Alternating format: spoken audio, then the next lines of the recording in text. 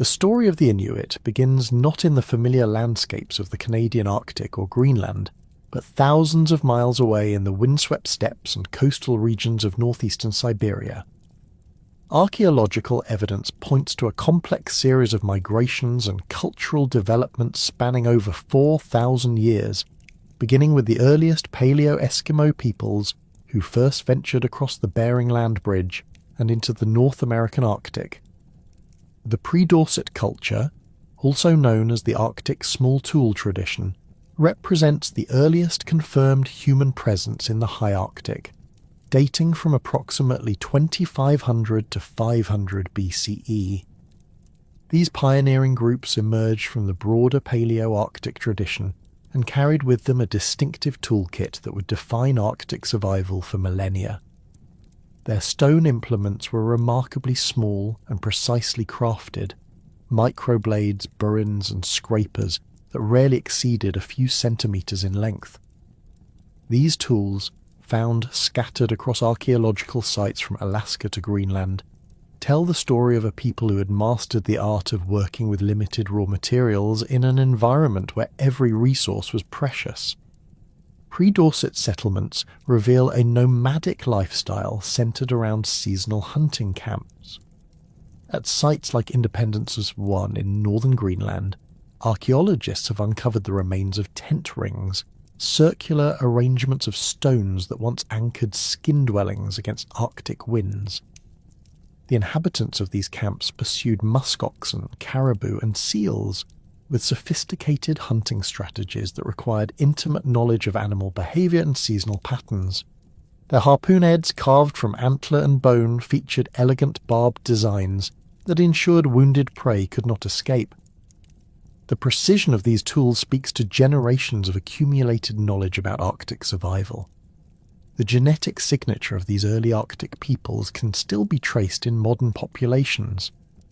DNA analysis reveals that pre-Dorset groups carried markers linking them to Siberian populations, particularly those from the Chukchi Peninsula and surrounding regions.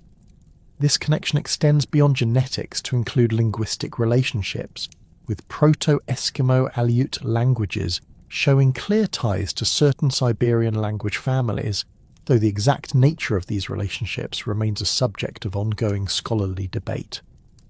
Around 500 BCE, the pre-Dorset tradition gave way to the Dorset culture, a more sophisticated and technologically advanced society that would dominate the Arctic for over a millennium.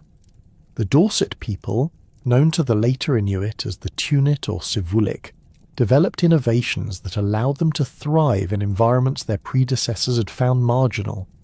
They perfected the construction of snow houses, created elaborate ice fishing techniques, and developed a complex spiritual culture that included carved ivory figurines and shamanic practices. Dorset sites across the Arctic reveal a people who had achieved remarkable adaptation to their environment. At Igloolik in Nunavut, excavations have uncovered sophisticated winter settlements featuring semi-subterranean houses with carefully engineered ventilation systems. These structures, built partially into the ground and covered with stone, bone and hide, could maintain comfortable temperatures even when outside conditions dropped to -40 degrees Celsius. The inhabitants heated these dwellings with seal oil lamps made from soapstone, carved into shallow bowls with carefully shaped wicks that provided both warmth and light during the long Arctic winter. The Dorset hunting technology represented a significant advancement over their predecessors. They developed toggling harpoon heads that would turn sideways once embedded in prey, making escape virtually impossible. Their ice fishing gear included sophisticated leasters, multi-pronged spears perfect for catching Arctic char through breathing holes. Perhaps most remarkably, they created the first true Arctic watercraft, building kayaks and larger umiak boats that allowed them to hunt marine mammals in open water. Dorset artistic expression reveals a rich spiritual life centred around the relationship between humans and animals. Carved ivory amulets depicting polar bears, seals and walruses have been found throughout their territory, often showing intricate detail that suggests both artistic skill and deep spiritual significance. Some carvings show human-animal transformations, indicating shamanic beliefs about the fluid boundary between human and animal worlds. These artifacts provide glimpses into a sophisticated belief system that help the Dorset people make sense of their challenging environment. The end of Dorset dominance came not through environmental catastrophe or internal collapse, but through the arrival of a new and more technologically advanced people from the West.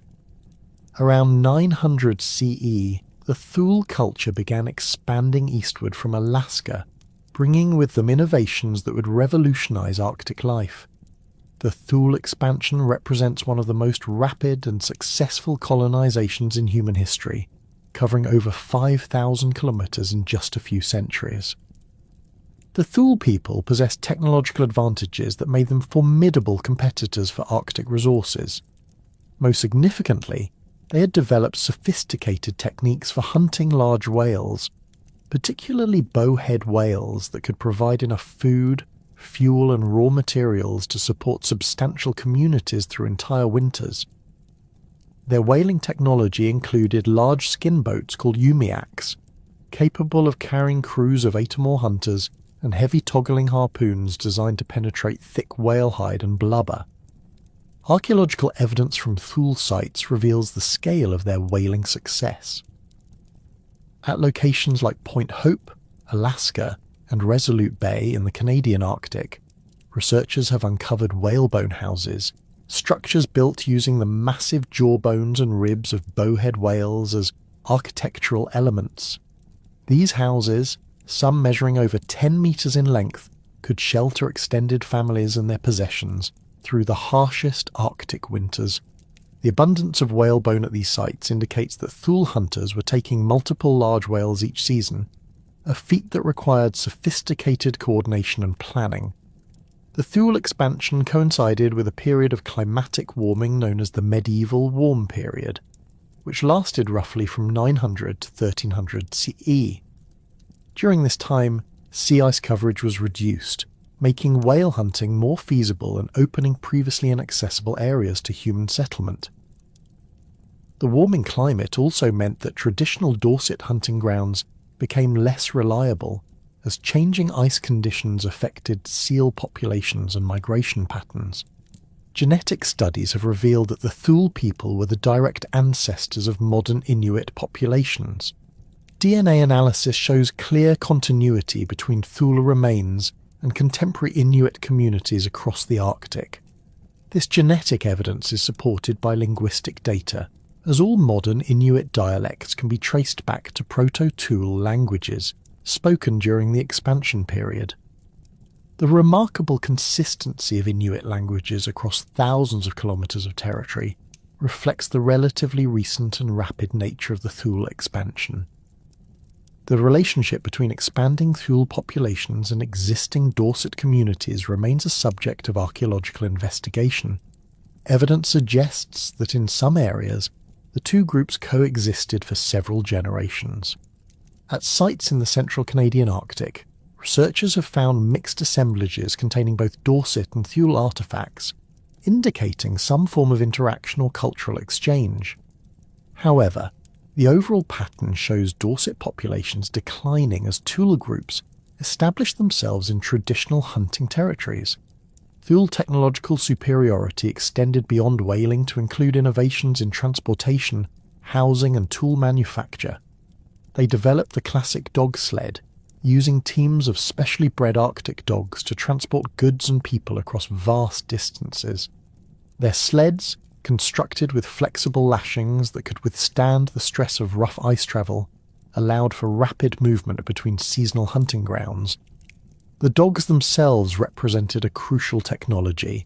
Genetic analysis shows that Thule dogs were specifically adapted for Arctic conditions, with thick coats, efficient metabolism, and strong social bonds that made them ideal working partners. The Thule also perfected the construction of semi-subterranean winter houses that were more sophisticated than earlier Dorset structures. These dwellings featured entrance tunnels that trapped cold air below the main living space, sophisticated drainage systems to handle melting ice, and carefully planned storage areas for food, tools, and materials. The largest Thule houses could accommodate multiple families and included specialized work areas for tool manufacture, hide preparation, and other essential activities. Thule expansion into Greenland occurred around 1200 CE, bringing these accomplished Arctic hunters into contact with Norse settlers who had established colonies on the island's southwestern coast. Archaeological evidence from sites like the Ruin Island settlement in northwest Greenland shows that Thule groups quickly adapted to local conditions, developing specialized hunting techniques for the region's unique marine mammal populations. The success of Thule expansion can be attributed to their flexible social organization and sophisticated knowledge systems. Unlike their predecessors, who appear to have lived in small, relatively isolated groups, Thule communities maintained extensive trade and communication networks spanning thousands of kilometers. Raw materials like copper from the central Canadian Arctic, meteoric iron from northwest Greenland, and specialized toolstone from various quarries moved along these networks, allowing communities to access resources unavailable in their immediate territories. Thule environmental knowledge represented the culmination of thousands of years of Arctic adaptation. They understood ice conditions with extraordinary precision, reading subtle signs that indicated safe travel routes, good hunting prospects, and weather changes. Their knowledge of animal behavior allowed them to predict migration patterns, locate denning sites, and time hunting activities for maximum success. This accumulated wisdom was transmitted through complex oral traditions that included detailed geographical knowledge, hunting techniques, and spiritual practices. The linguistic evidence for Thule expansion provides additional insights into this remarkable colonization. Proto-Inuit, the ancestral language of all modern Inuit dialects, can be reconstructed through comparative analysis of contemporary languages. This reconstruction reveals a vocabulary rich in terms for sea ice conditions, weather patterns, and marine mammal behavior, reflecting the maritime focus of Thule culture. The rapid spread of this language family across the Arctic demonstrates the speed and thoroughness of Thule expansion. Modern genetic studies have revealed a broader context of Arctic peoples within global human migration patterns. Inuit populations show clear relationships to other Arctic groups, including the Yupik peoples of Alaska and Siberia and the Aleut of the Aleutian Islands. These relationships reflect ancient connections dating back to the initial peopling of the Arctic, but also more recent gene flow between neighbouring populations. The Yupik peoples, who remained primarily in Alaska and eastern Siberia, represent the closest genetic relatives of the Inuit. Their languages belong to the same Eskimo-Aleut family, and archaeological evidence suggests that Yupik and Proto-Inuit populations shared common ancestors as recently as 2,000 years ago. The separation between these groups appears to coincide with the Thule expansion, as Proto-Inuit populations moved eastward, while Yupik groups remained in their traditional territories. Aleut populations show more distant relationships to Inuit groups, reflecting an earlier divergence within the Eskimo-Aleut language family.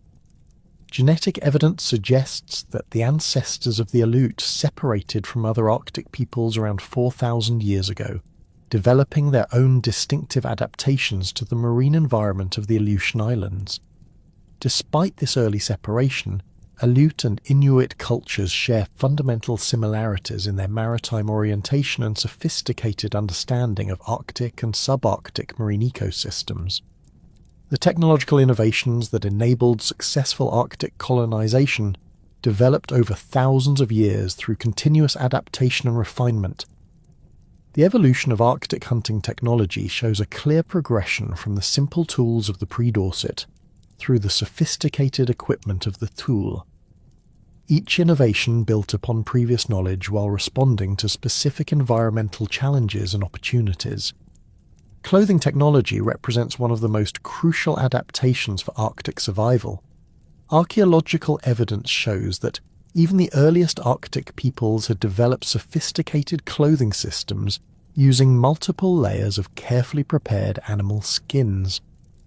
Thule clothing reached extraordinary levels of refinement, with parkas designed to provide insulation while allowing freedom of movement, waterproof outer garments for marine hunting, and specialized footwear for different ice and snow conditions. The development of Arctic architecture followed similar patterns of continuous innovation. From the simple tent rings of pre-Dorset camps to the elaborate whalebone houses of Thule villages, each culture developed building techniques suited to their specific needs and available materials. The invention of the snow house, perfected by Dorset peoples and refined by the Thule, represented a breakthrough that allowed for comfortable temporary shelter anywhere sufficient snow was available. The sophisticated technological achievements that enabled Thule expansion across the Arctic were matched by equally complex social structures and cultural practices that bound communities together across vast distances. Traditional Inuit society operated through intricate networks of kinship, reciprocity, and shared responsibility that ensured survival in one of Earth's most challenging environments. These social arrangements were not merely practical necessities, but reflected deep philosophical understandings about human relationships, environmental stewardship, and spiritual obligations that had evolved over countless generations. Kinship formed the fundamental organizing principle of Inuit society, creating webs of obligation and support that extended far beyond the nuclear family. The Inuit kinship system was bilateral, meaning that relationships were traced through both maternal and paternal lines, creating multiple overlapping networks of relatives with specific roles and responsibilities. Children belonged equally to both parents' extended families, giving them access to diverse hunting territories, specialized knowledge, and social support across wide geographical areas. The naming system reinforced these kinship bonds while connecting the living to ancestral wisdom. Inuit children typically received names from recently deceased relatives, creating a form of spiritual continuity that linked generations. A child named after a grandmother would be treated with special respect by that grandmother's contemporaries and would be expected to embody certain characteristics associated with the deceased. This naming practice meant that social relationships extended beyond biological connections to include spiritual and cultural inheritance. Extended families formed the core economic and social units of traditional Inuit society. These groups, typically consisting of 15 to 30 individuals spanning 3 or 4 generations, shared hunting territories, coordinated seasonal movements, and pooled resources during times of scarcity. The eldest members provided leadership based on their accumulated knowledge of weather patterns, animal behavior, and territorial boundaries, while younger adults conducted most hunting and gathering activities. Children and adolescents learned through constant observation and gradual participation in adult activities. Marriage arrangements reflected the practical needs of Arctic survival while maintaining kinship networks across different regions. Young people typically married outside their immediate extended family, but within established alliance networks that connected different hunting groups. These marriages created new pathways for resource sharing and information exchange, as spouses brought knowledge of different territories, hunting techniques, and spiritual practices to their new families. Polygamy was practiced in some regions, particularly when successful hunters could support multiple wives and their children, but monogamy was more common due to the economic challenges of Arctic life. Seasonal camps represented the primary social and economic organization above the extended family level. These temporary settlements brought together multiple related families during specific hunting seasons, creating communities of 50 to 200 people who coordinated their activities around shared resources. Summer camps typically formed near good fishing locations or along caribou migration routes, while winter camps were established in areas with reliable seal hunting or access to cached food supplies. The internal organisation of seasonal camps reflected egalitarian principles that emphasised competence and contribution over hereditary status. Leadership emerged naturally from demonstrated expertise in hunting, weather prediction, or conflict resolution, rather than formal appointment or inheritance. Successful hunters gained influence through their ability to provide for others, but this influence was contingent on continued success and generous sharing of resources. No individual or family could claim permanent authority over others, and decisions affecting the entire camp were made through informal consensus-building processes. Resource sharing within camps operated through complex systems of reciprocity that ensured no family went without necessities, while rewarding successful hunters and skilled craftspeople. When a hunter killed a large marine mammal, specific portions were distributed according to traditional protocols that recognized the contributions of different community members. The hunter's family received choice cuts, but substantial portions went to elders, families with young children, and individuals who had provided assistance during the hunt. This sharing system created social bonds that transcended immediate family relationships, while providing insurance against the inevitable fluctuations in individual hunting success. The spiritual beliefs that guided traditional Inuit society were rooted in animistic understanding of the natural world, where all beings possessed souls and consciousness that demanded respect and proper treatment. This worldview saw humans as participants in a complex web of relationships with animal spirits, weather phenomena, and landscape features, each with their own agency and requirements for maintaining harmony. The success of hunting, the safety of travel, and the health of communities depended on maintaining proper relationships with these spiritual forces through careful observance of taboos, rituals, and ethical behaviour. Inua, the concept of indwelling spirits, formed the foundation of Inuit spiritual understanding. Every animal, natural feature, and even manufactured object possessed an Inua that gave it consciousness and power. The Inua of seals, for example, were believed to observe how hunters treated their physical bodies after death, rewarding respectful treatment with future hunting success and punishing carelessness with empty hunting trips. This belief system created detailed protocols for handling game animals, from the moment of death through the consumption of meat and the disposal of bones and other remains. Shamanic practitioners, known as Angakuit, served as intermediaries between human communities and the spirit world, using their specialized knowledge and supernatural abilities to diagnose illnesses, predict weather patterns, and resolve conflicts that threatened community harmony. These individuals underwent lengthy training that included periods of isolation, fasting, and spiritual instruction from established shamans. Their abilities were believed to include soul travel to other worlds, communication with animal spirits, and the power to heal physical and spiritual ailments through ritual intervention. The training of shamans involved acquiring helping spirits, often through vision quests or dreams that occurred during periods of physical and emotional stress. These spirits, which might take the form of animals, deceased ancestors, or supernatural beings, provided the shaman with specific powers and knowledge. A shaman might have a polar bear spirit that granted strength and courage, a raven spirit that provided far sight and prophecy, or an ancestor spirit that offered wisdom about traditional practices and taboos. Shamanic rituals addressed both individual and community needs through elaborate ceremonies that could last for days. Healing rituals involved the shaman entering trance states to locate lost souls, extract harmful spiritual intrusions, or negotiate with offended spirits on behalf of patients.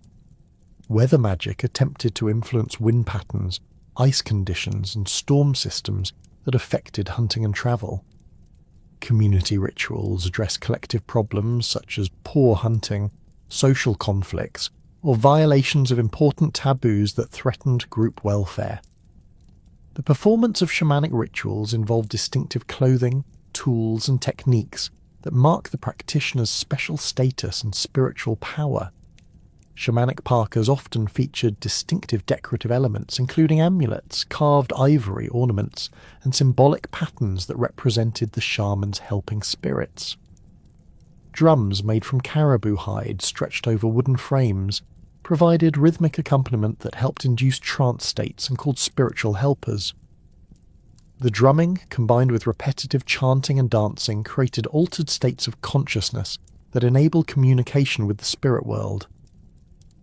Taboos formed an essential component of traditional spiritual practice, creating detailed behavioral codes that regulated human interactions with the natural world. These prohibitions covered virtually every aspect of daily life, from hunting techniques and food preparation to clothing manufacture and seasonal activities. Some taboos were universal across Inuit communities, such as prohibitions against mixing sea and land mammal products, while others were specific to particular regions or family groups.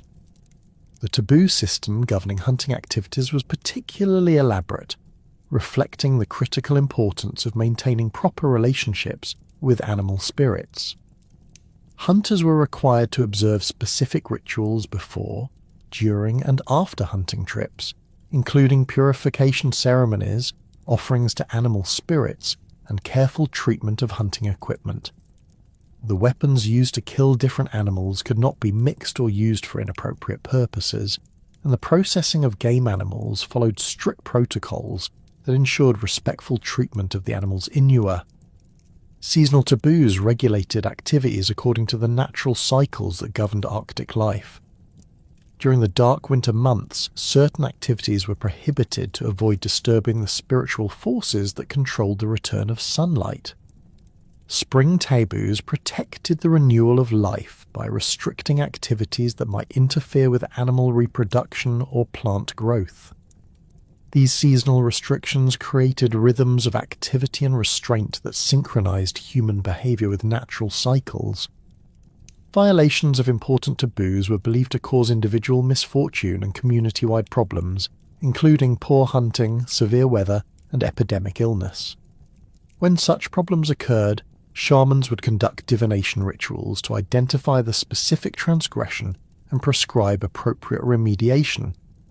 This might involve public confession by the offender, ritual purification of the entire community, or elaborate ceremonies designed to appease offended spirits.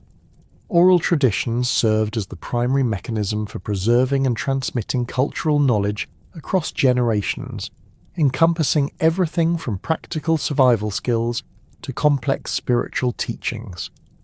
These traditions included multiple categories of verbal art, each with specific functions and performance contexts. Historical narratives preserved knowledge about past events, territorial boundaries, and genealogical relationships.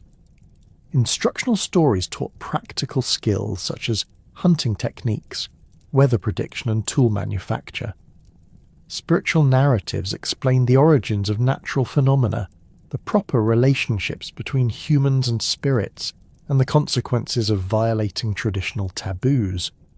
The performance of oral traditions was governed by seasonal and social protocols that determined when different types of stories could be told and who was authorized to tell them. Many traditional narratives could only be recited during the dark winter months, when communities gathered in close quarters and had time for extended storytelling sessions. Certain stories were restricted to specific audiences, with some reserved for adults and others designed specifically for children's instruction. The most sacred narratives could only be told by recognized experts who had earned the right through years of apprenticeship and demonstrated mastery of traditional knowledge. Storytelling sessions served multiple functions beyond entertainment, creating opportunities for community bonding, educational instruction, and spiritual reflection. The shared experience of listening to familiar narratives reinforced cultural values and social relationships while providing frameworks for understanding individual and collective experiences.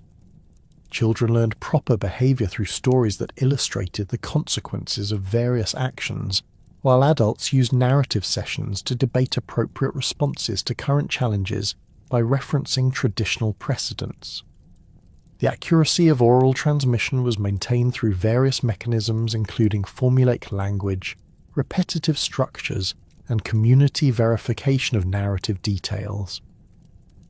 Important stories were told in standardized forms that included specific phrases, character descriptions, and plot sequences that remained consistent across different performances.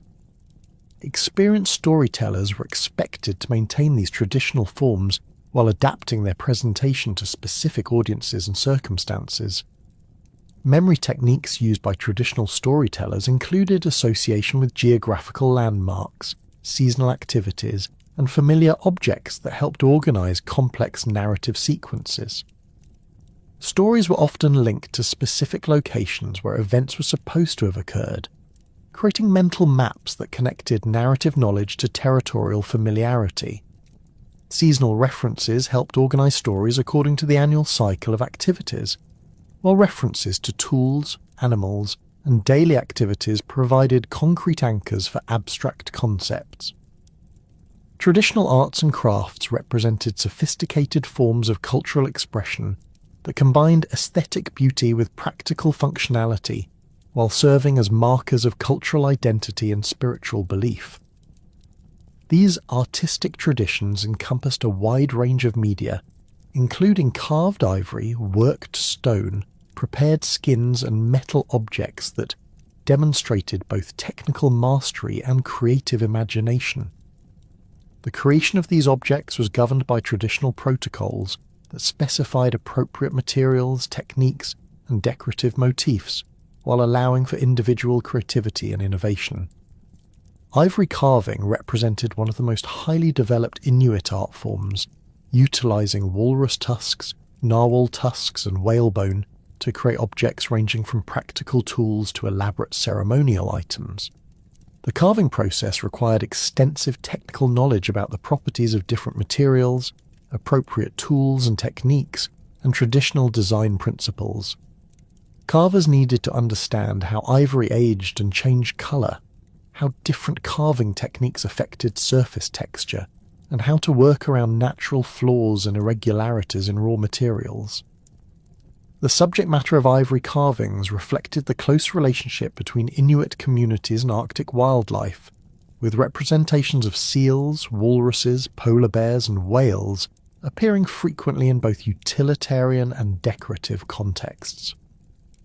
These animal representations were not merely artistic choices, but carried spiritual significance related to hunting success, protection from danger, and communication with animal spirits. Carved amulets depicting specific animals were believed to transfer the characteristics of those animals to their owners, providing strength, speed, or hunting ability as needed.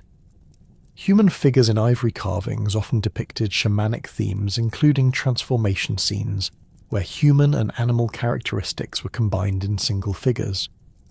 These transformation images reflected spiritual beliefs about the fluid boundaries between human and animal consciousness, and the shaman's ability to assume animal forms during spiritual journeys.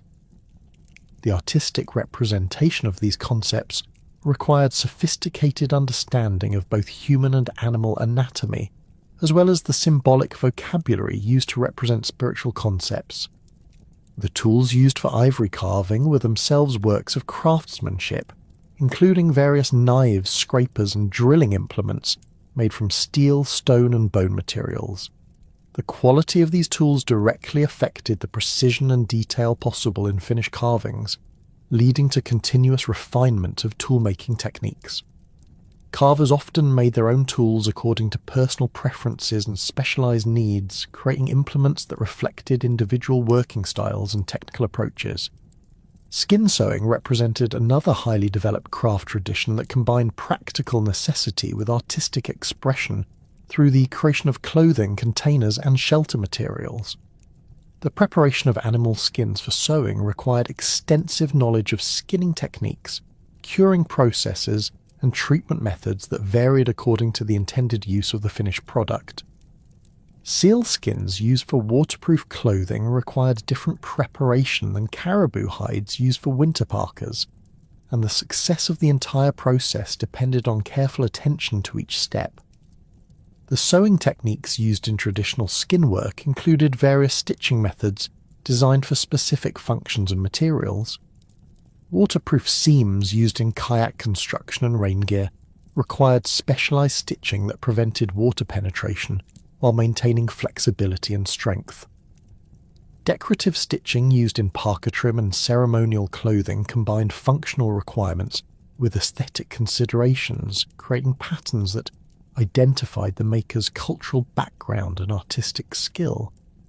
Traditional clothing design reflected sophisticated understanding of Arctic environmental conditions and human physiological needs, creating garment systems that provided effective insulation while allowing freedom of movement.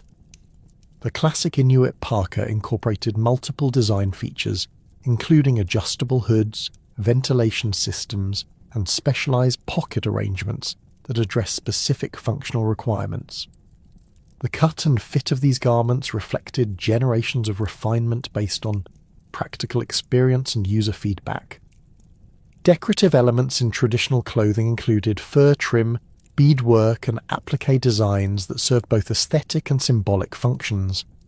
These decorative features identified the wearer's cultural background, family affiliations, and social status, while demonstrating the skill and creativity of the garment maker.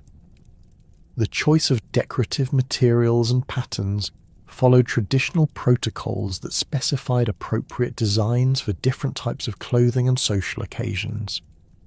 Drum dancing represented a central form of cultural expression that combined music, movement, and storytelling in community performances that served both entertainment and spiritual functions.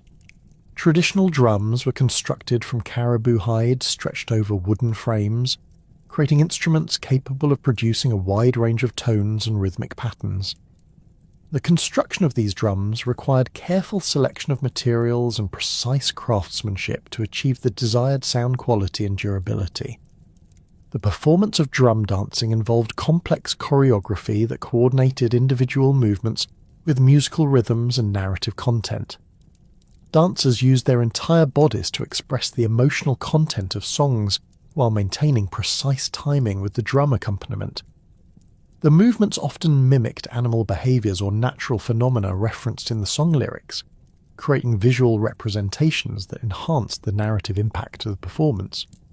Traditional drum songs encompassed various categories, including personal songs that expressed individual experiences and emotions, hunting songs that celebrated successful expeditions or called for good fortune, and ceremonial songs used in spiritual rituals and community celebrations. The composition of new songs followed traditional structural patterns while allowing for individual creativity and contemporary relevance. Accomplished song composers were recognized for their ability to create memorable melodies and meaningful lyrics that resonated with community experiences. Throat singing represented another distinctive form of Inuit musical expression, typically performed by pairs of women who created complex rhythmic and tonal patterns through controlled breathing and vocal techniques. This performance style required extensive practice and coordination between partners who matched their breathing patterns and vocal productions to create harmonious effects. The songs often incorporated imitations of natural sounds, including wind patterns, animal calls, and water movements. The social context of throat singing included both informal entertainment and formal competition, with accomplished performers gaining recognition for their technical skill and creative interpretation. These performances served as social bonding activities that brought women together while providing opportunities for artistic expression and cultural transmission. Young women learned throat singing techniques through observation and practice with experienced performers who passed on traditional songs along with performance techniques. The cultural foundations and social structures that bound traditional Inuit communities together were inseparable from the sophisticated technologies that made Arctic survival possible. Every aspect of daily life required specialized knowledge and precisely crafted tools that had been refined through countless generations of trial and error. The margin for failure in the Arctic was razor thin, making technological mastery a matter of life and death rather than mere convenience. The hunting technologies, shelter systems, and survival strategies developed by Inuit peoples represent some of humanity's most impressive adaptations to extreme environmental conditions, marine mammal hunting formed the cornerstone of Inuit subsistence across most of the Arctic, requiring an intricate understanding of animal behaviour, ice conditions and weather patterns that took decades to master. Seal hunting dominated winter activities, with ringed seals providing the most reliable source of meat, oil and materials throughout the dark months. These seals maintained breathing holes through sea ice that could reach several meters in thickness, creating opportunities for hunters who possessed the patience and skill to exploit this behaviour. The technique of seal hole hunting, known as moliktuk, demanded extraordinary patience and precise timing. Hunters would locate active breathing holes by reading subtle signs in the ice surface, including frost patterns around the opening and the presence of seal hair caught on ice edges. Once a promising hole was identified, the hunter would construct a small windscreen from snow blocks and settle into a motionless vigil that could last for hours. The slightest movement or sound would alert the seal and ruin the hunting opportunity, requiring hunters to develop remarkable physical endurance and mental discipline. The harpoon used for seal hunting represented centuries of technological refinement, incorporating multiple components that work together to ensure successful capture of wounded animals. The harpoon head, carved from walrus ivory or antler, featured a sharp stone or metal point attached to a toggling mechanism that would turn sideways once embedded in the seal's body. This toggle prevented the wounded animal from escaping, while a long sinew line connected the harpoon head to a wooden shaft that the hunter could retrieve after the strike. The construction of these harpoons required precise knowledge of materials and their properties under Arctic conditions. The wooden shaft, typically made from driftwood or imported timber, needed to be straight and balanced while remaining flexible enough to absorb the shock of impact. The sinew line had to be strong enough to hold a struggling seal while remaining supple in freezing temperatures. The lashing that attached various components used specially prepared strips of seal skin that would not stretch or break under stress. Spring seal hunting employed different techniques that took advantage of changing ice conditions and seal behaviour during the reproductive season. As daylight returned and temperatures rose, seals began hauling out onto the ice surface to bask in the sun near their breathing holes. This behaviour created opportunities for hunters to approach within harpoon range by using the agloo hunting method, which involved patient stalking across the ice surface. Successful agloo hunting required intimate knowledge of wind direction, ice conditions, and seal behaviour patterns. Hunters approached their quarry by crawling across the ice, using natural features and snow formations for concealment, while remaining constantly alert to changes in the seal's posture that might indicate alarm. The final approach required split-second timing, as the hunter had only moments to rise from concealment, aim, and throw the harpoon before the seal could escape into its breathing hole. Walrus hunting represented the most dangerous and technically demanding form of marine mammal hunting, requiring coordinated group efforts and specialized equipment capable of handling animals that could weigh over 1,500 kilograms.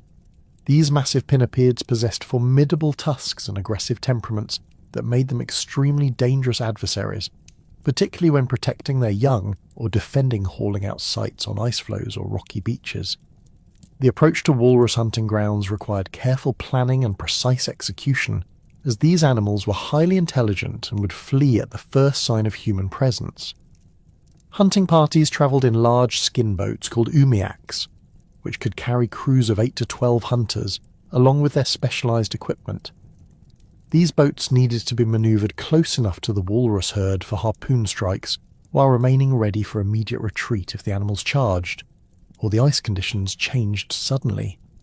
Walrus harpoons were substantially larger and stronger than those used for seals, featuring heavy wooden shafts up to 3 meters in length and massive toggle heads capable of penetrating thick walrus hide and blubber. The harpoon lines used heavy walrus hide rope that could withstand the tremendous forces generated by a wounded walrus attempting to escape.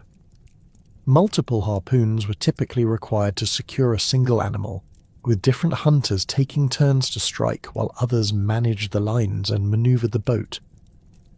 The processing of a successfully killed walrus required the entire hunting crew and could take many hours of intensive labour.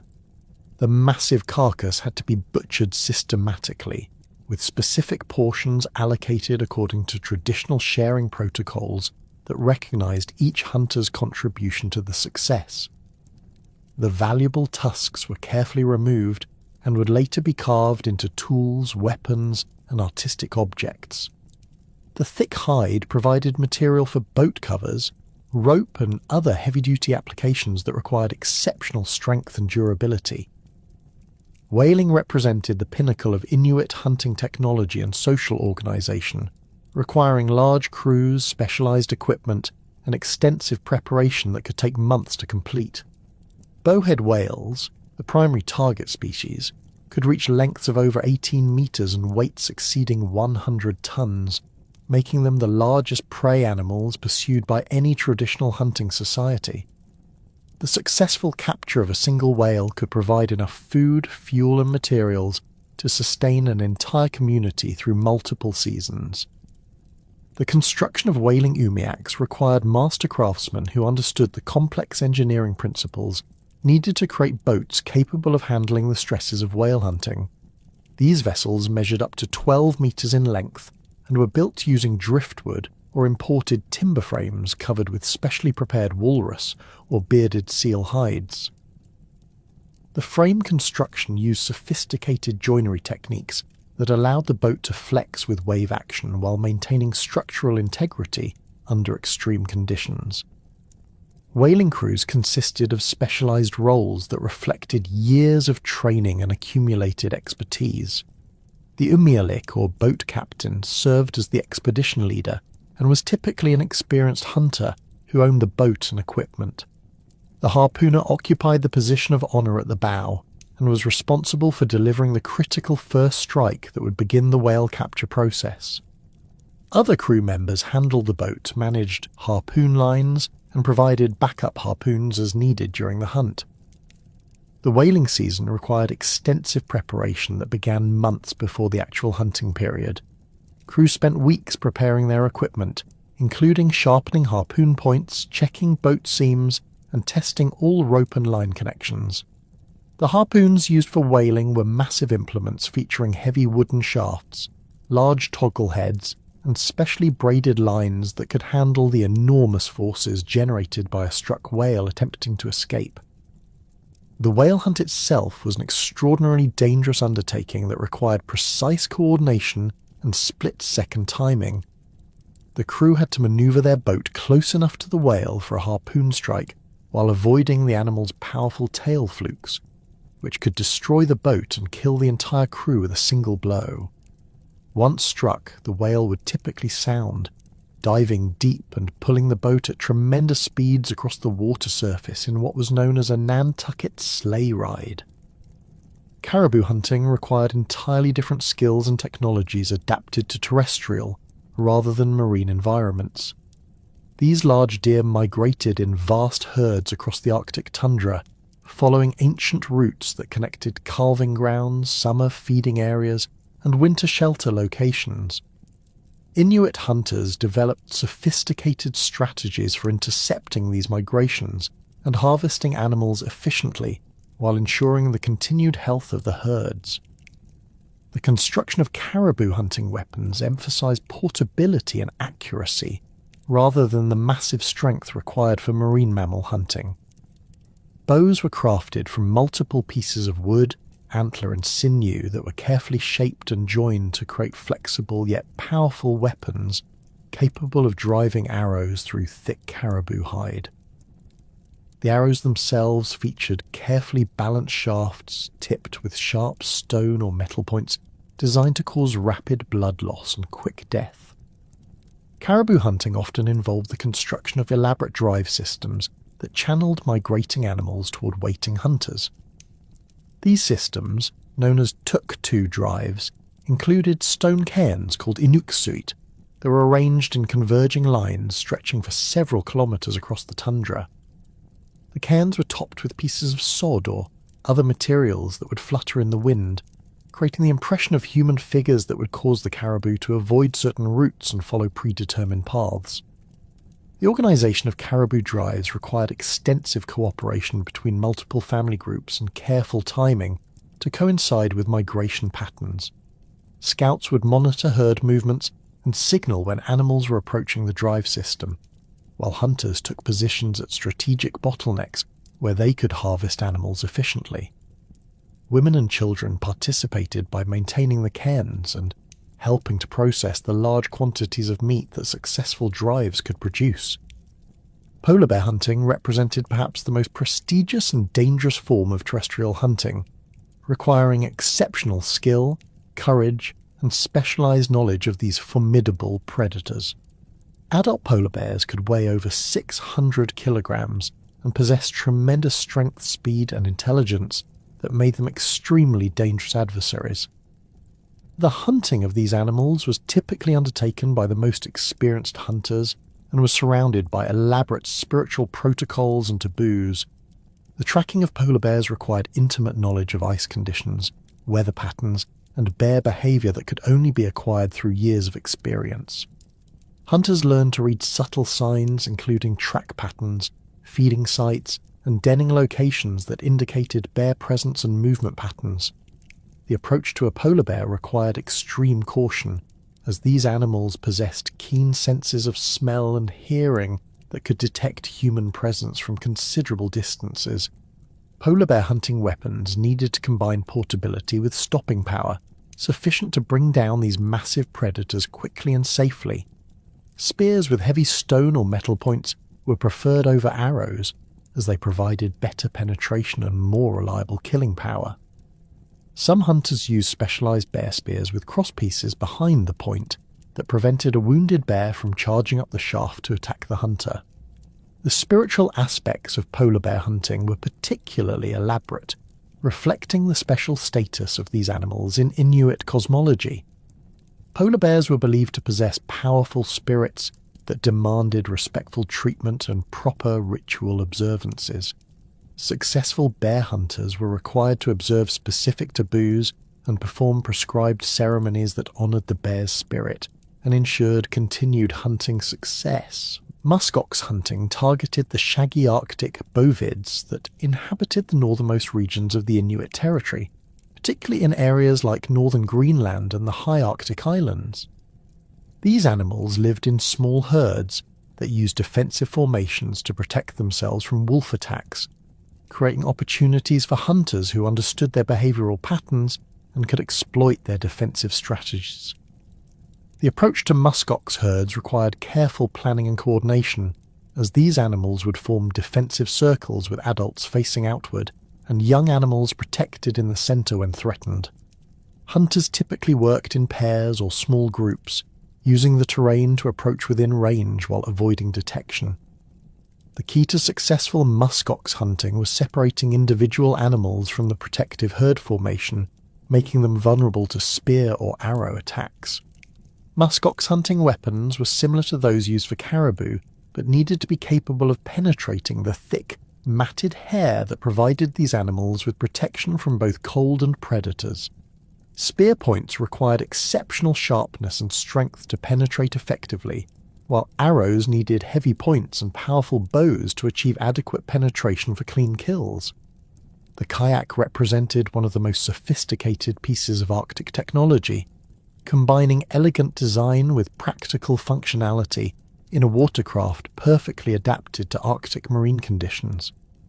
These single-person boats were constructed using wooden frames covered with carefully prepared sealskins that created completely waterproof hulls capable of handling rough seas and ice-filled waters. The design of kayaks varied between different regions and reflected local conditions, hunting practices, and available materials. The construction of a kayak required master craftsmanship and intimate knowledge of materials and their properties under Arctic conditions. The frame was built using carefully selected pieces of driftwood or imported timber that were shaped and joined using traditional techniques that created flexible yet strong structures. The wood was often steamed or heated to achieve the precise curves needed for optimal hydrodynamic performance. The skin covering of kayaks used specially prepared seal skins that were carefully sewn together using waterproof seams that would not leak even under extreme conditions. The preparation of these skins required extensive knowledge of tanning and curing techniques that produced materials with the right combination of strength, flexibility, and water resistance. The sewing process used sinew thread and specialized stitching techniques that created seams stronger than the surrounding material. Kayak design incorporated sophisticated understanding of hydrodynamic principles that produced boats with excellent speed, maneuverability, and seaworthiness despite their light construction. The hull shapes were carefully refined to minimize drag while providing adequate stability for hunting activities. The cockpit openings were sized to allow the paddler to wear a spray skirt that created a watertight seal between the boat and the occupant, preventing water entry even in rough conditions. The paddle used with kayaks represented another example of refined Arctic technology, featuring carefully shaped blades and shafts that provided maximum efficiency with minimum effort. Traditional paddles were carved from single pieces of wood when possible, or constructed from multiple pieces joined with strong waterproof connections. The blade shapes varied according to local preferences and conditions, with some featuring narrow blades for speed and others using wider blades for power. Kayak hunting techniques required exceptional skill and coordination, as hunters had to manage their boats while handling weapons and dealing with wounded prey animals. The most challenging form of kayak hunting involved pursuing seals in open water, where the hunter had to approach close enough for a harpoon strike while maintaining boat control in potentially rough conditions. This required years of practice to develop the necessary paddling skills and hunting reflexes.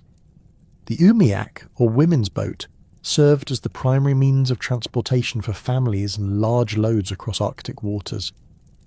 These open boats were much larger than kayaks, typically measuring 8 to 12 meters in length and capable of carrying entire families with their possessions, dogs, and equipment.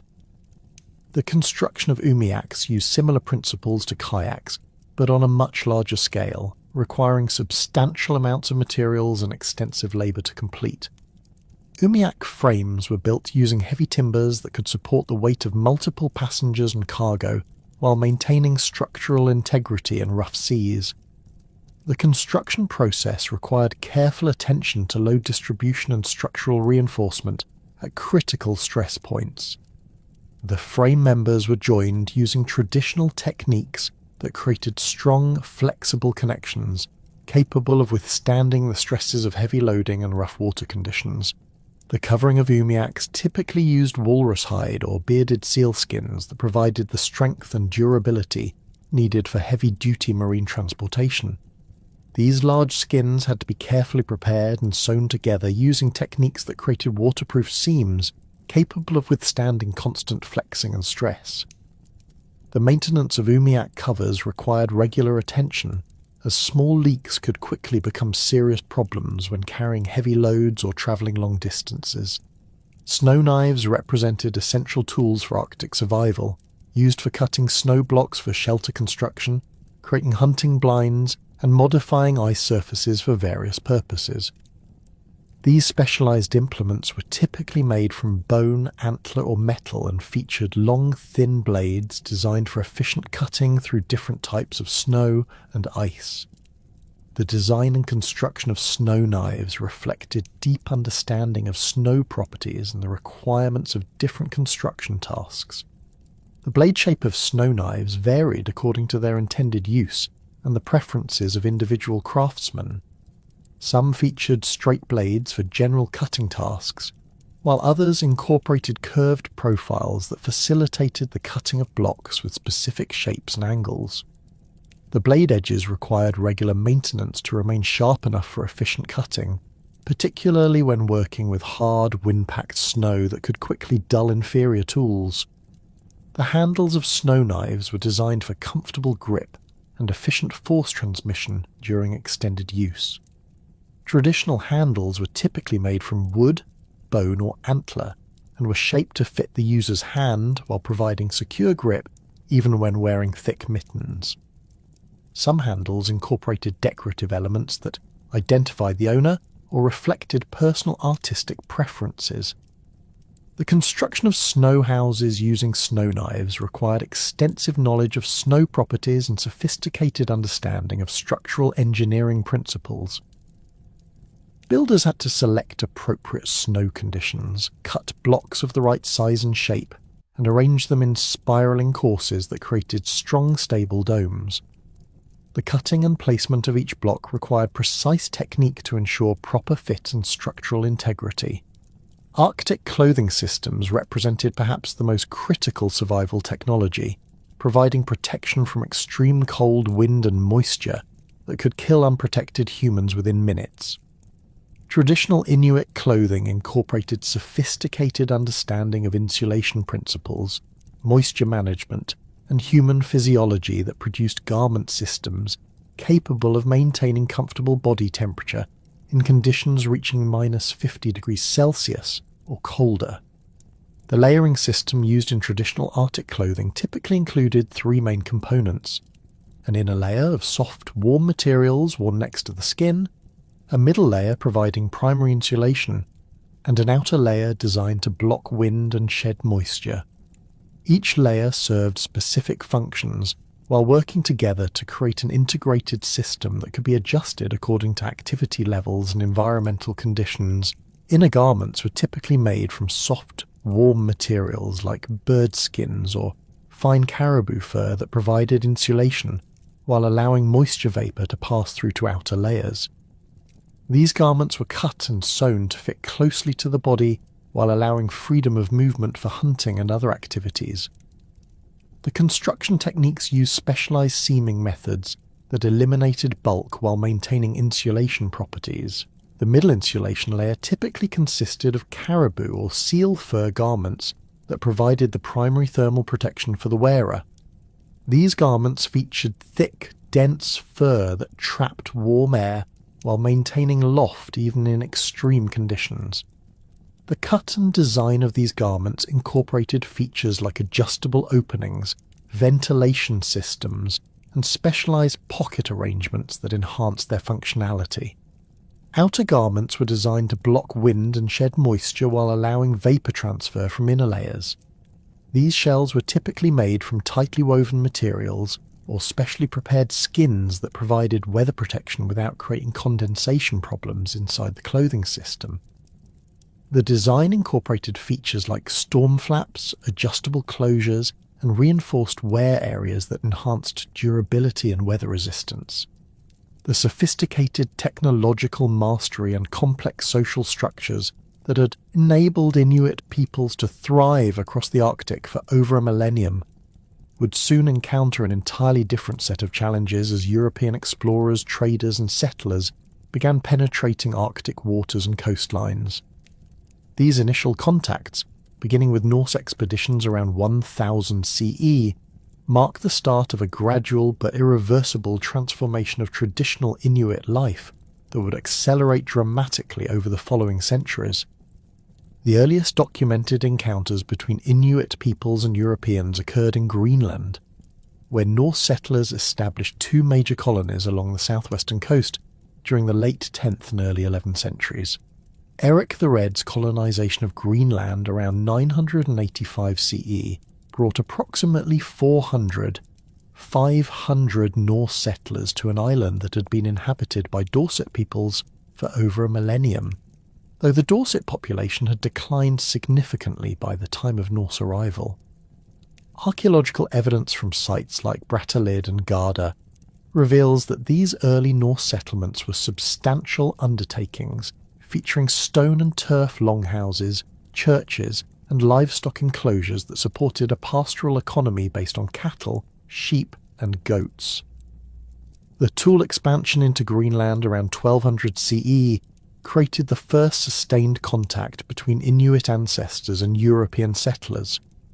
Unlike the earlier Dorset peoples, who appear to have had minimal interaction with the Norse, the Thule groups possessed superior hunting technologies and more aggressive territorial expansion patterns that brought them into direct competition with Norse settlements for marine resources and coastal territories. Archaeological evidence from sites in western Greenland shows clear evidence of interaction between these two cultures, including Norse artifacts found in Thule sites and Inuit materials recovered from Norse archaeological contexts. The nature of early Norse-Thule relationships was complex and varied considerably over time and geography. Written Norse sources, including the Groenlandinga saga and Eric's saga, describe encounters with people they called Skraelings, a term that encompassed both Inuit and Native American peoples encountered during various expeditions. These accounts describe both hostile confrontations and trading relationships, suggesting that interactions between the two groups were situational rather than uniformly antagonistic. Norse trading relationships with Thule groups involved the exchange of European manufactured goods, particularly iron tools and weapons, for Arctic products that were valuable in European markets. Walrus ivory was especially prized in medieval Europe for carving religious artifacts and decorative objects, while narwhal tusks were sold as unicorn horns, commanding extraordinary prices among European nobility. Polar bear hides and live polar bears were also highly valued, with these massive Arctic predators serving as prestigious gifts between European rulers. The iron tools and weapons obtained through trade with Norse settlers represented significant technological advantages for Thule communities. Iron knife blades, spear points and harpoon heads were far superior to traditional stone and bone implements in terms of sharpness, durability and ease of maintenance. Archaeological evidence from Thule sites across Greenland and the eastern Canadian Arctic shows widespread distribution of Norse iron artifacts, indicating extensive trade networks that carried European materials far beyond the immediate contact zones. The introduction of European diseases during these early contact periods had devastating effects on Inuit populations who lacked immunity to Old World pathogens. Smallpox, measles and influenza epidemics swept through Arctic communities, causing mortality rates that sometimes exceeded 50% of affected populations. These disease outbreaks disrupted traditional hunting cycles, broke down social structures, and created demographic imbalances that affected community survival for generations. The decline and eventual abandonment of Norse settlements in Greenland during the 14th and 15th centuries coincided with climatic cooling during the Little Ice Age and increased conflicts with expanding Thule populations.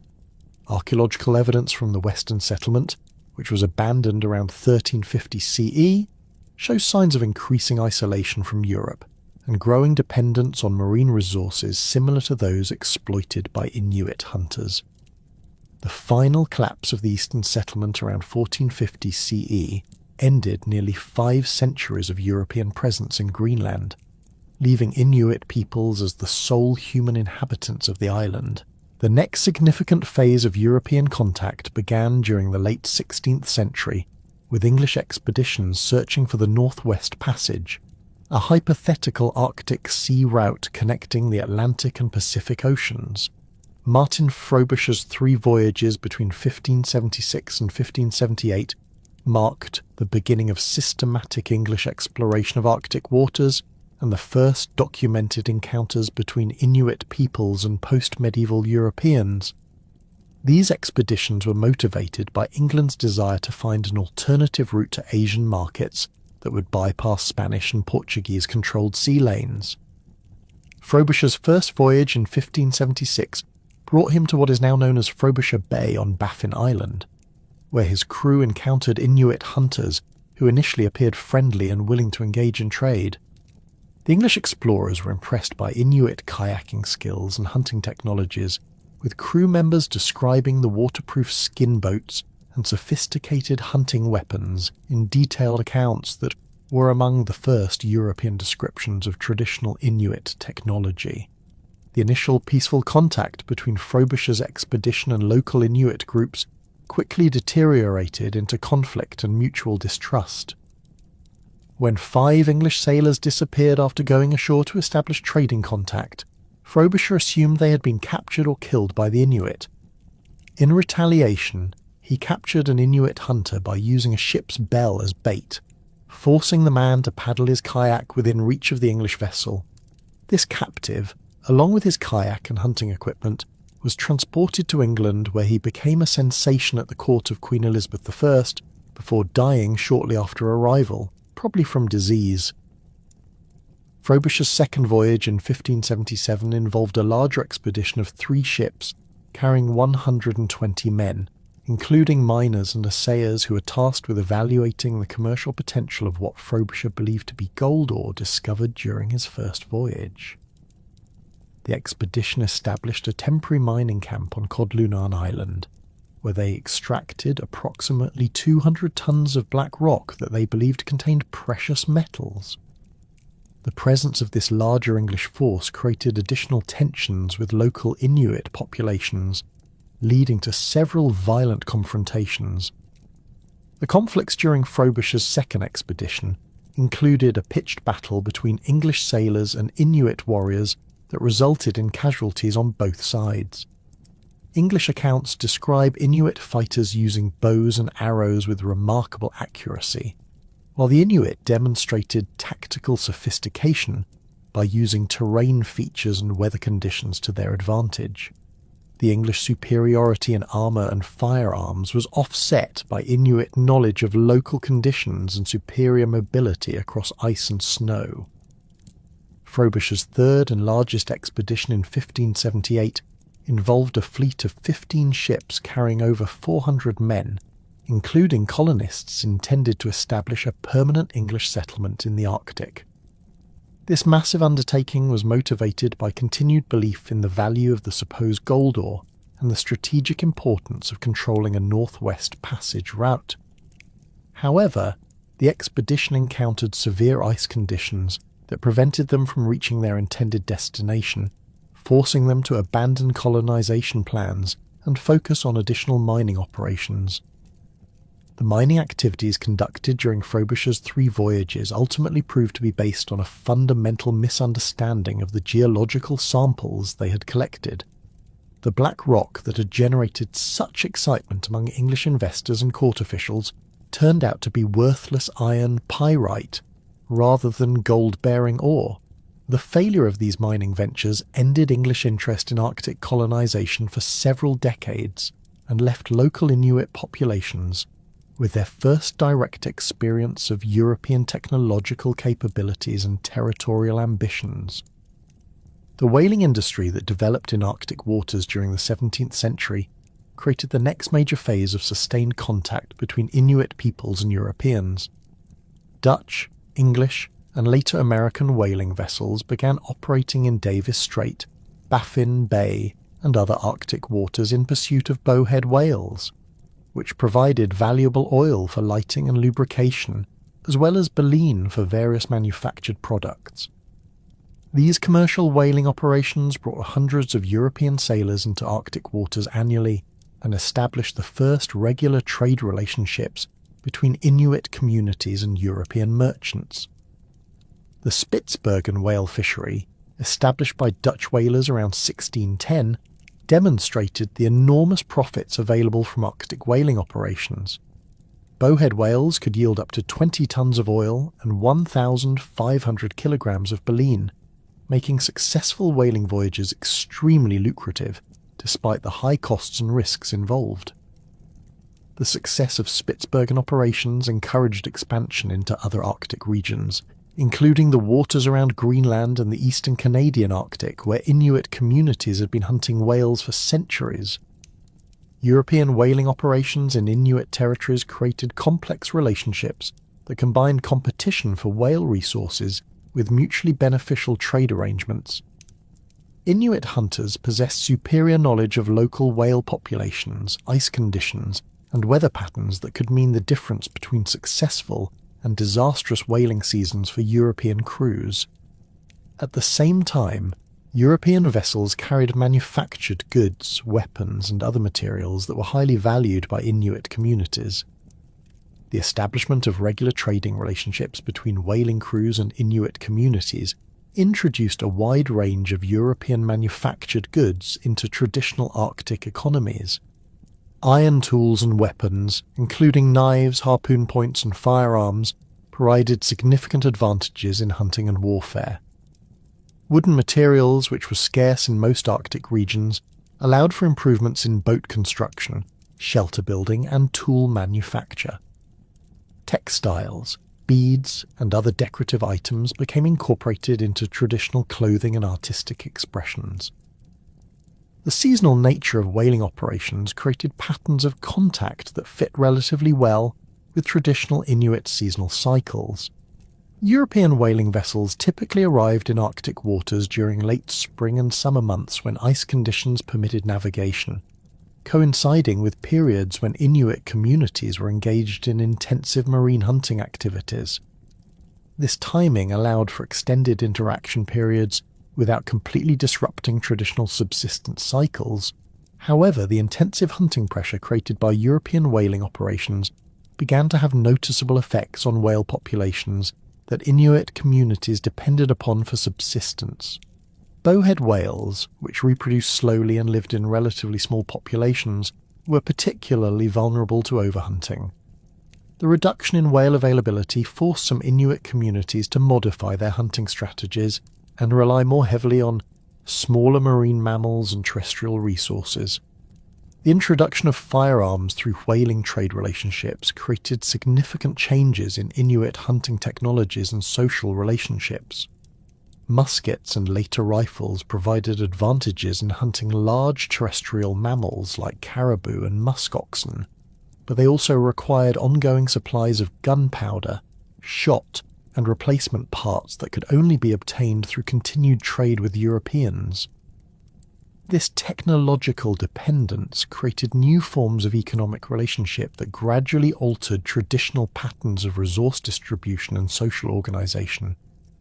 European alcohol, introduced through whaling trade, had particularly devastating effects on many Inuit communities.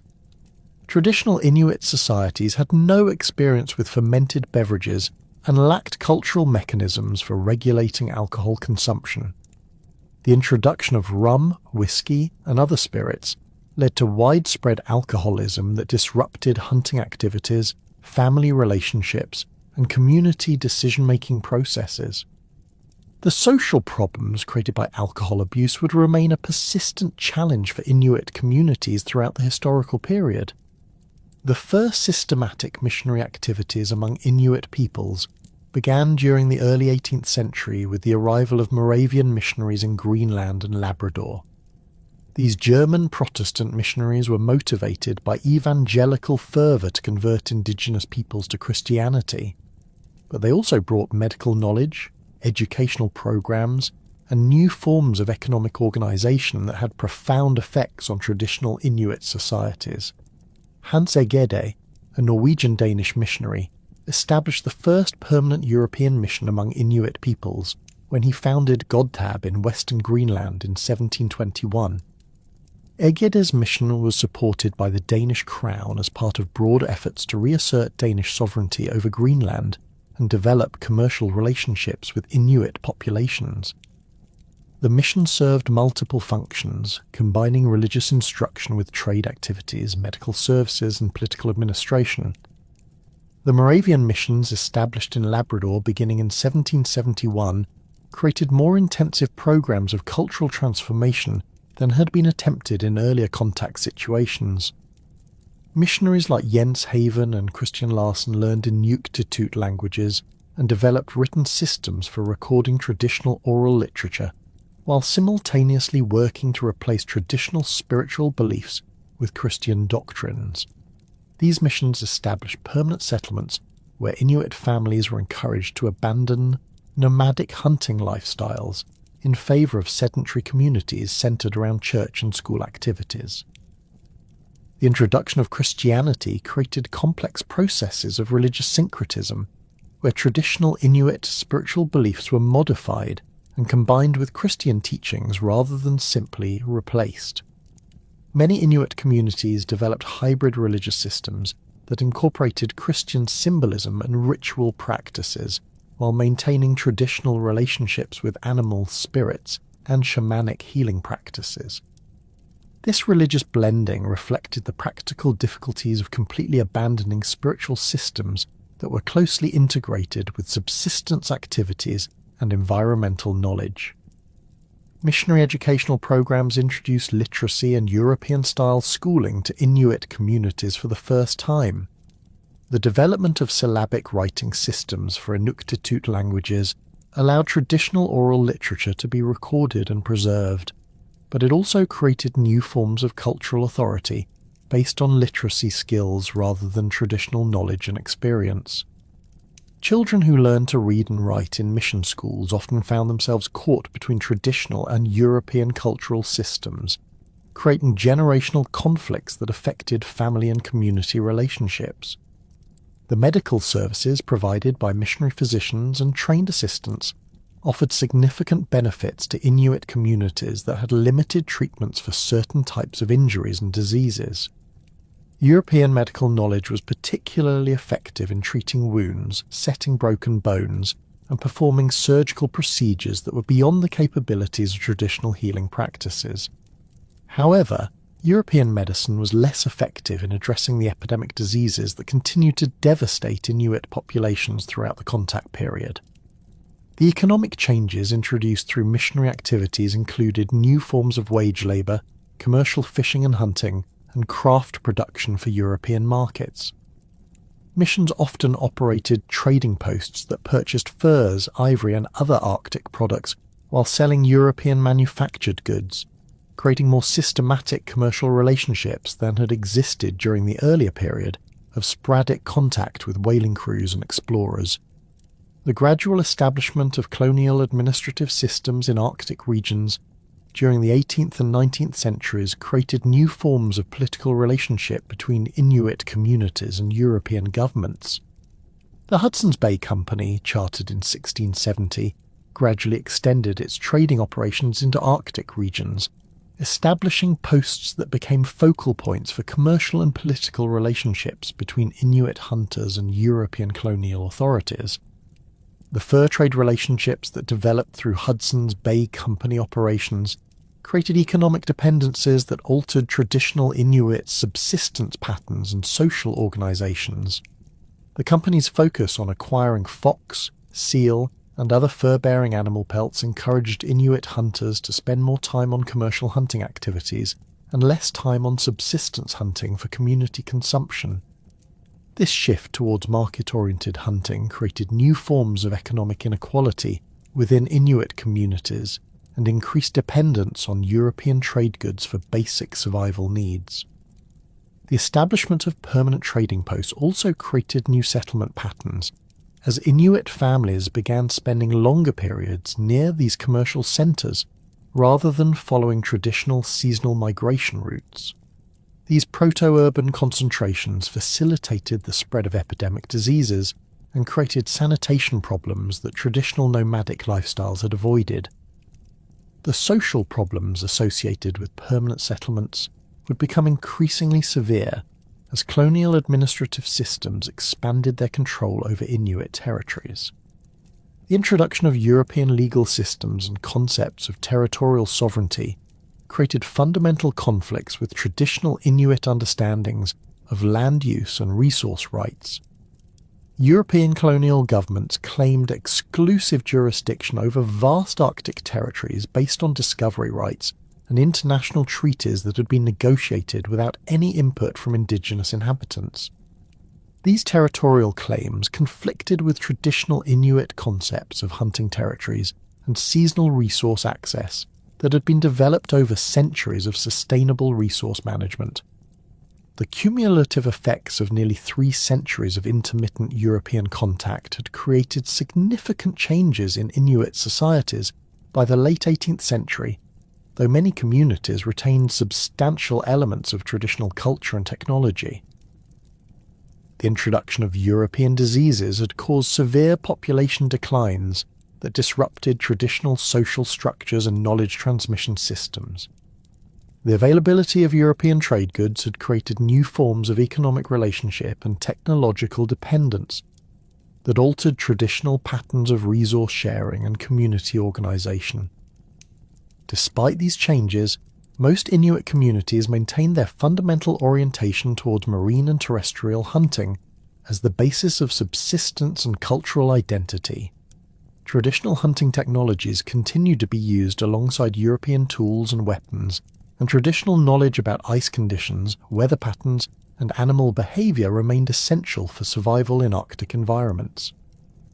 The complex processes of cultural adaptation and resistance that characterised this early contact period would continue to shape Inuit responses to accelerating European colonial expansion in the centuries that followed. The complex processes of cultural adaptation and resistance that had characterised early European contact would be fundamentally transformed during the 19th and early 20th centuries as colonial governments and commercial enterprises established systematic control over Arctic territories and their indigenous inhabitants. The establishment of permanent trading posts, government administrative centres, and missionary settlements created new forms of economic dependence and political subordination that would reshape every aspect of traditional Inuit life. This period witnessed the deliberate dismantling of nomadic hunting societies and their replacement with sedentary communities under direct European supervision. The Hudson's Bay Company's expansion into Arctic regions during the early 1800s marked the beginning of systematic commercial exploitation of Inuit territories and resources. Unlike the sporadic contact of earlier whaling and exploration expeditions, the company established permanent trading posts at strategic locations throughout the Arctic archipelago, creating year-round European presence in regions that had previously experienced only seasonal contact. These posts, constructed with imported lumber and equipped with European-manufactured goods, represented visible symbols of colonial authority and economic control. The construction of trading posts followed standardized company designs that reflected both practical necessities and symbolic assertions of European dominance. The typical post consisted of a main trading room where transactions were conducted, storage warehouses for trade goods and purchased furs, living quarters for the post manager and his assistants, and workshops for equipment maintenance and repair. These buildings were surrounded by wooden palisades that provided protection from harsh weather and potential conflicts while creating clear boundaries between European and indigenous spaces. The post managers who supervised these remote outposts wielded enormous influence over local Inuit communities through their control of trade goods and credit systems. These men, typically of Scottish or English background, served as intermediaries between Inuit hunters and distant corporate headquarters in London or Montreal. Their decisions about credit terms, trade values, and acceptable fur qualities directly affected the economic survival of entire communities. Many post managers learned basic Inuktitut vocabulary necessary for conducting trade, but few developed deeper understanding of traditional Inuit culture or social organisation. The credit system introduced by trading companies created new forms of economic dependence that fundamentally altered traditional Inuit subsistence patterns. Hunters were encouraged to take goods on credit at the beginning of each trapping season, with the understanding that they would repay these debts through fur deliveries at the end of the season. This system encouraged intensive trapping of commercially valuable species like Arctic fox, while reducing time and effort devoted to traditional subsistence hunting for seals, caribou, and other food animals. The focus on commercial trapping created significant ecological pressures on fur-bearing animal populations that had not experienced intensive hunting pressure under traditional Inuit harvesting systems. Arctic fox populations in particular experienced dramatic fluctuations as European demand for white fox pelts encouraged overharvesting during peak price periods. These population crashes had cascading effects on Arctic ecosystems and reduced the long-term sustainability of commercial trapping operations. The introduction of European trade goods through company posts created technological dependencies that gradually undermined traditional Inuit manufacturing skills and resource independence. Metal tools, firearms, ammunition, flour, sugar, tea, and tobacco became essential components of daily life for many Inuit families, requiring continued participation in the commercial economy to maintain access to these materials. The superior performance of steel knives, metal cooking pots, and woven textiles made them highly desirable, but their availability depended entirely on successful commercial hunting and continued company operations. The establishment of permanent settlements around trading posts disrupted traditional seasonal migration patterns that had been essential components of sustainable Arctic subsistence systems. Inuit families who had previously moved between different hunting and fishing locations, according to seasonal resource availability, found themselves increasingly tied to permanent settlements where trading posts, missions, and government services were located. This sedentarization process concentrated populations in locations that were chosen for European administrative convenience rather than optimal resource access. Government policies promoting sedentarization became more systematic and coercive during the late 19th and early 20th centuries, as colonial administrators sought to establish direct control over indigenous populations. Canadian government officials viewed nomadic hunting lifestyles as primitive and economically inefficient, requiring transformation into sedentary agricultural or wage labour communities that would be easier to govern and tax. These policies reflected broader colonial ideologies that equated European settlement patterns with civilization and progress. The construction of permanent housing in government-sponsored settlements followed European architectural models that were poorly adapted to Arctic environmental conditions and traditional Inuit family structures. Frame houses with conventional heating systems required constant supplies of imported fuel and materials that were expensive to transport and maintain in remote Arctic locations. These structures often suffered from condensation problems, inadequate insulation, and ventilation systems that created unhealthy living conditions compared to traditional snow houses and skin tents.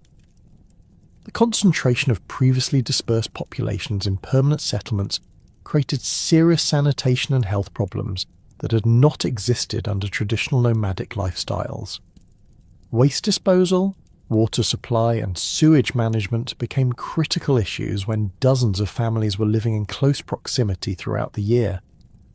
Traditional methods of waste disposal that worked effectively for small, mobile camps became inadequate for permanent settlements, leading to contamination of local water sources and increased transmission of infectious diseases. The establishment of formal education systems represented one of the most systematic attempts to transform traditional Inuit culture and social organisation. Government and missionary schools were designed to replace indigenous knowledge systems with European curricula that emphasised literacy, numeracy, and vocational skills deemed appropriate for integration into colonial economic systems.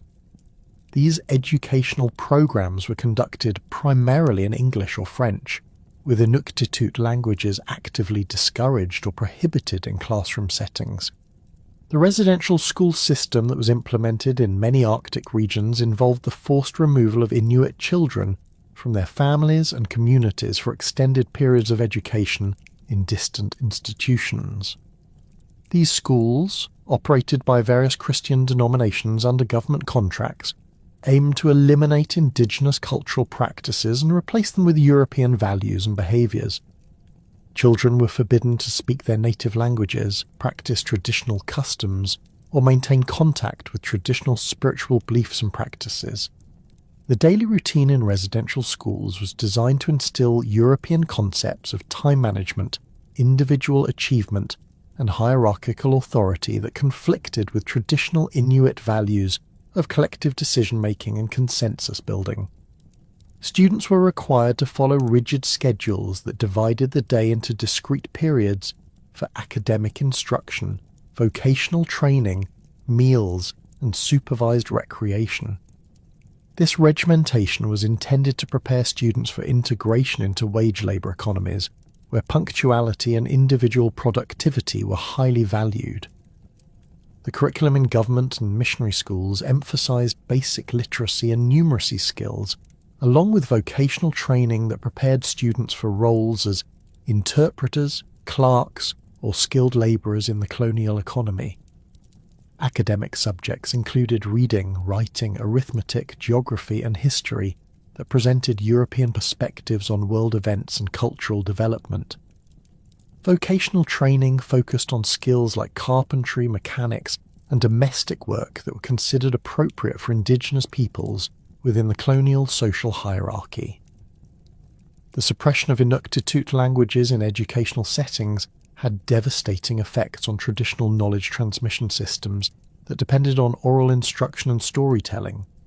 Children who spent years in residential schools often returned to their communities with limited ability to communicate effectively in their native languages and reduced understanding of traditional hunting techniques, spiritual practices, and social protocols. This linguistic disruption created generational gaps that weakened community cohesion and cultural continuity.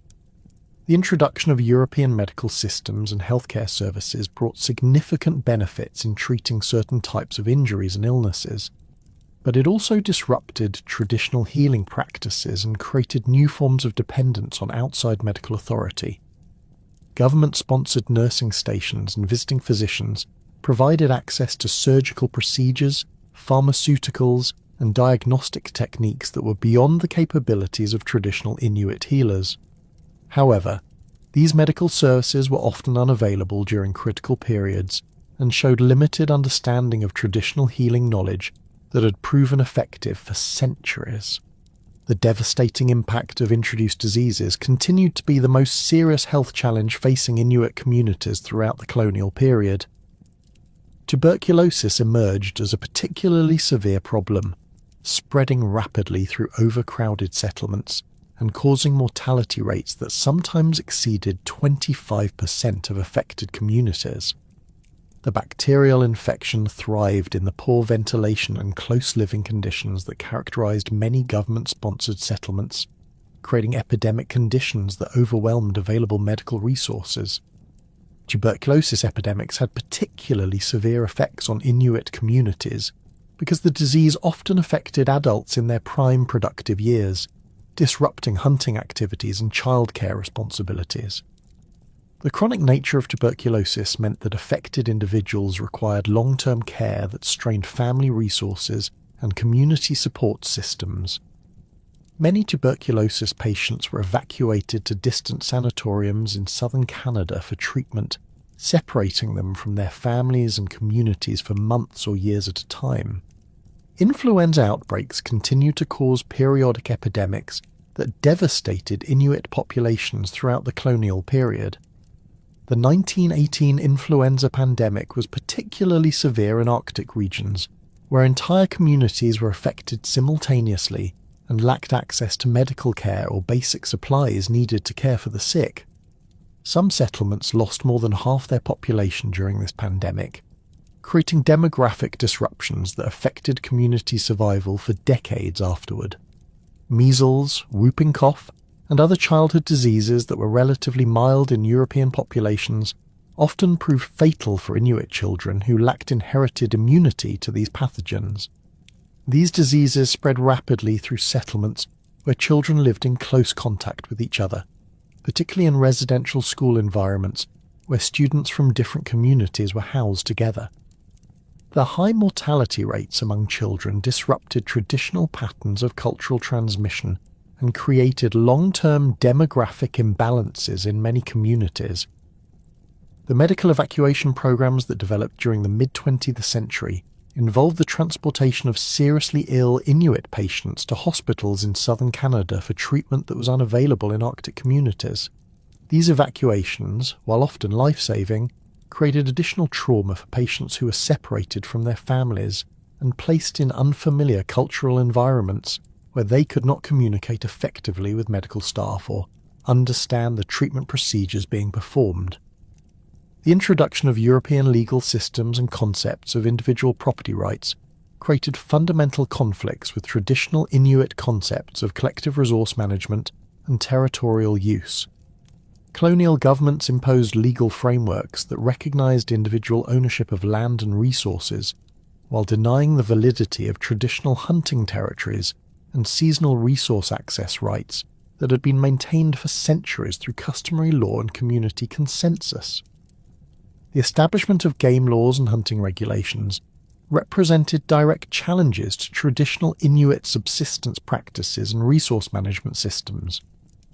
Government wildlife managers, operating with limited understanding of Arctic ecosystems and traditional hunting practices, imposed restrictions on hunting seasons, bag limits, and approved hunting methods that often conflicted with traditional conservation practices and subsistence needs.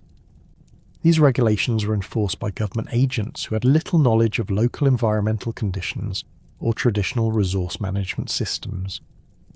The licensing and registration requirements imposed on Inuit hunters created bureaucratic barriers to traditional subsistence activities while asserting government authority over indigenous resource rights. Hunters were required to obtain permits for activities that their ancestors had practiced for centuries, subjecting traditional subsistence practices to government approval and regulation. The administrative costs and procedures associated with these requirements created additional burdens for communities that were already struggling with economic and social disruption. The establishment of territorial boundaries and administrative jurisdictions divided traditional Inuit territories according to European concepts of political sovereignty that ignored indigenous territorial relationships and seasonal migration patterns. These artificial boundaries often separated communities from traditional hunting grounds and family relationships, creating administrative complications that affected everything from medical services to educational programs. The development of wage labour economies around government installations, trading posts, and resource extraction projects created new forms of economic relationship that gradually replaced traditional subsistence activities. Inuit men were employed as guides, interpreters, construction workers, and general labourers for various government and commercial projects, receiving cash wages that could be used to purchase imported goods and services. These employment opportunities provided access to European consumer goods, but also created dependence on external economic systems that were subject to fluctuations beyond community control. The transformation of traditional gender roles accompanied the introduction of wage labour economies and permanent settlements. Men who had previously shared hunting and family responsibilities with their wives found themselves working for wages outside the community, while women assumed greater responsibility for household management and childcare within settlement environments.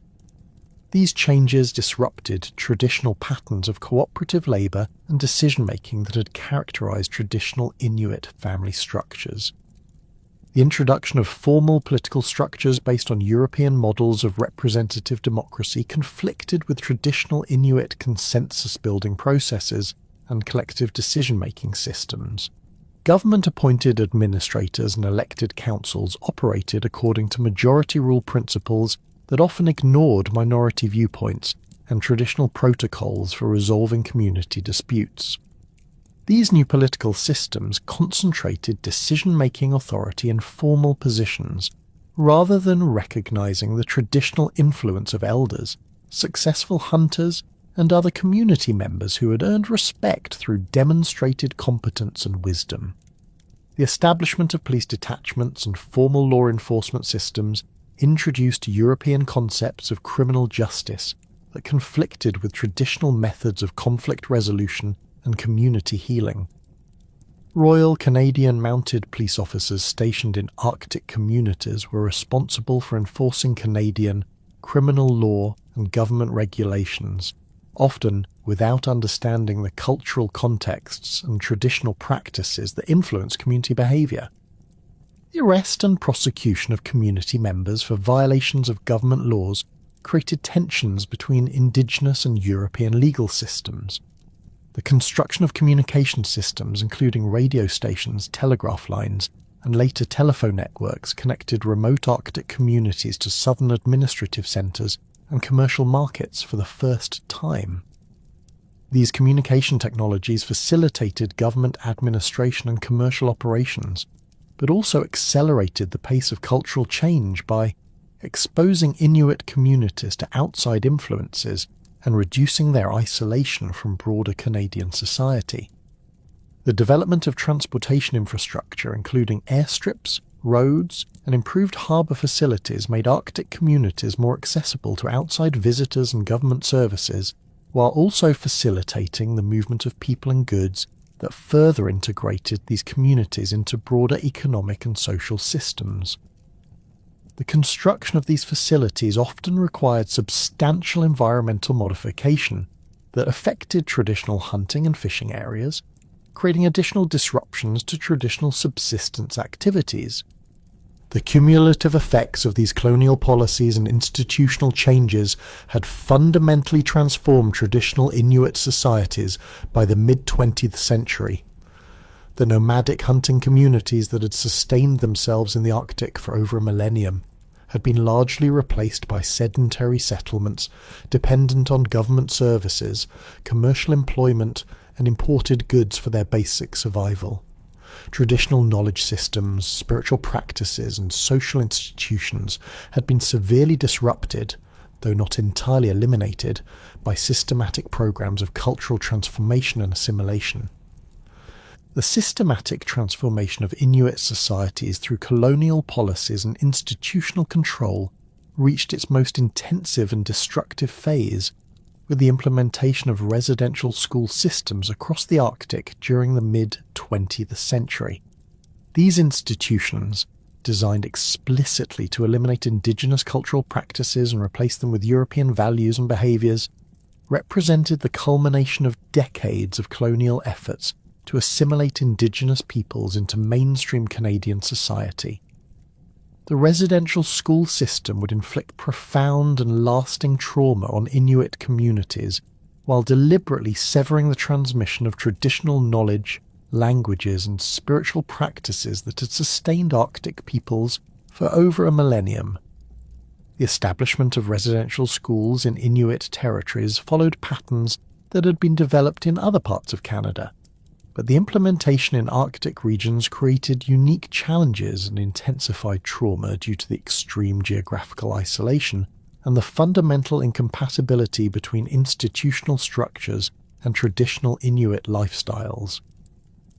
The first residential schools serving Inuit children opened during the 1950s, with major institutions established at Chesterfield Inlet in 1951, Igloolik in 1962, and several other strategic locations across the Arctic archipelago. These schools were operated by various Christian denominations, including the Roman Catholic Church, the Anglican Church, and other Protestant organisations, all working under contracts with the Federal Department of Indian Affairs. The physical structures of these residential schools reflected European institutional architecture that was entirely foreign to Inuit cultural traditions and poorly adapted to Arctic environmental conditions. The buildings were typically large multi-storey structures constructed with imported materials and designed to house hundreds of children in dormitory-style accommodations. The Tukutil Hall Residential School at Chesterfield Inlet, operated by the Oblate missionaries, could accommodate over 200 students in dormitories that featured rows of identical beds arranged in military-style formations. The institutional design emphasized surveillance and control, with long corridors, communal washrooms, and dining halls that facilitated supervision while eliminating privacy and personal space. The recruitment of students for residential schools involved systematic campaigns by government agents, missionaries, and Royal Canadian Mounted Police officers who travelled to remote hunting camps and settlements to identify school-aged children. Parents were told that education was mandatory under Canadian law and that children who did not attend residential schools would be denied government services, including healthcare, family allowances, and other benefits that had become essential for survival in the transformed Arctic economy. Many families were given misleading information about the duration and nature of the educational programs, being told that their children would return home for holidays and summers, when in reality most students remained at the schools for years without family contact. The separation of children from their families typically occurred during late summer or early fall, when government vessels and aircraft could access remote communities before winter ice conditions made transportation impossible. These removal operations were often traumatic scenes where young children, some as young as 5 or 6 years old, were taken from their parents and loaded onto ships or planes for transportation to distant residential schools. Many children had never been inside large mechanical vehicles and found the transportation itself terrifying, while the separation from their families created immediate psychological trauma that would affect them for the rest of their lives. The daily routine within residential schools was designed to eliminate all connections to traditional Inuit culture and replace indigenous ways of life with European institutional behaviours. Students were awakened at dawn by electric bells and required to dress in identical uniforms that replaced traditional clothing. The boys typically wore dark pants, white shirts and black shoes, while girls were dressed in plain dresses or skirts with standard-issue undergarments and shoes that were often poorly fitted and uncomfortable. These uniforms were intended to eliminate visual markers of indigenous identity while creating institutional conformity that reflected European values of standardization and hierarchy. The prohibition of Inuktitut languages represented one of the most systematic and destructive aspects of the residential school program. Students were forbidden to speak their native languages at any time, with violations punished through various forms of physical and psychological abuse. Children caught speaking Inuktitut were subjected to beatings with leather straps, forced to stand in corners for hours, denied meals, or subjected to public humiliation in front of other students. Some schools implemented systems where students were encouraged to report language violations by their peers, creating atmospheres of surveillance and mistrust that undermined traditional values of community cooperation and mutual support.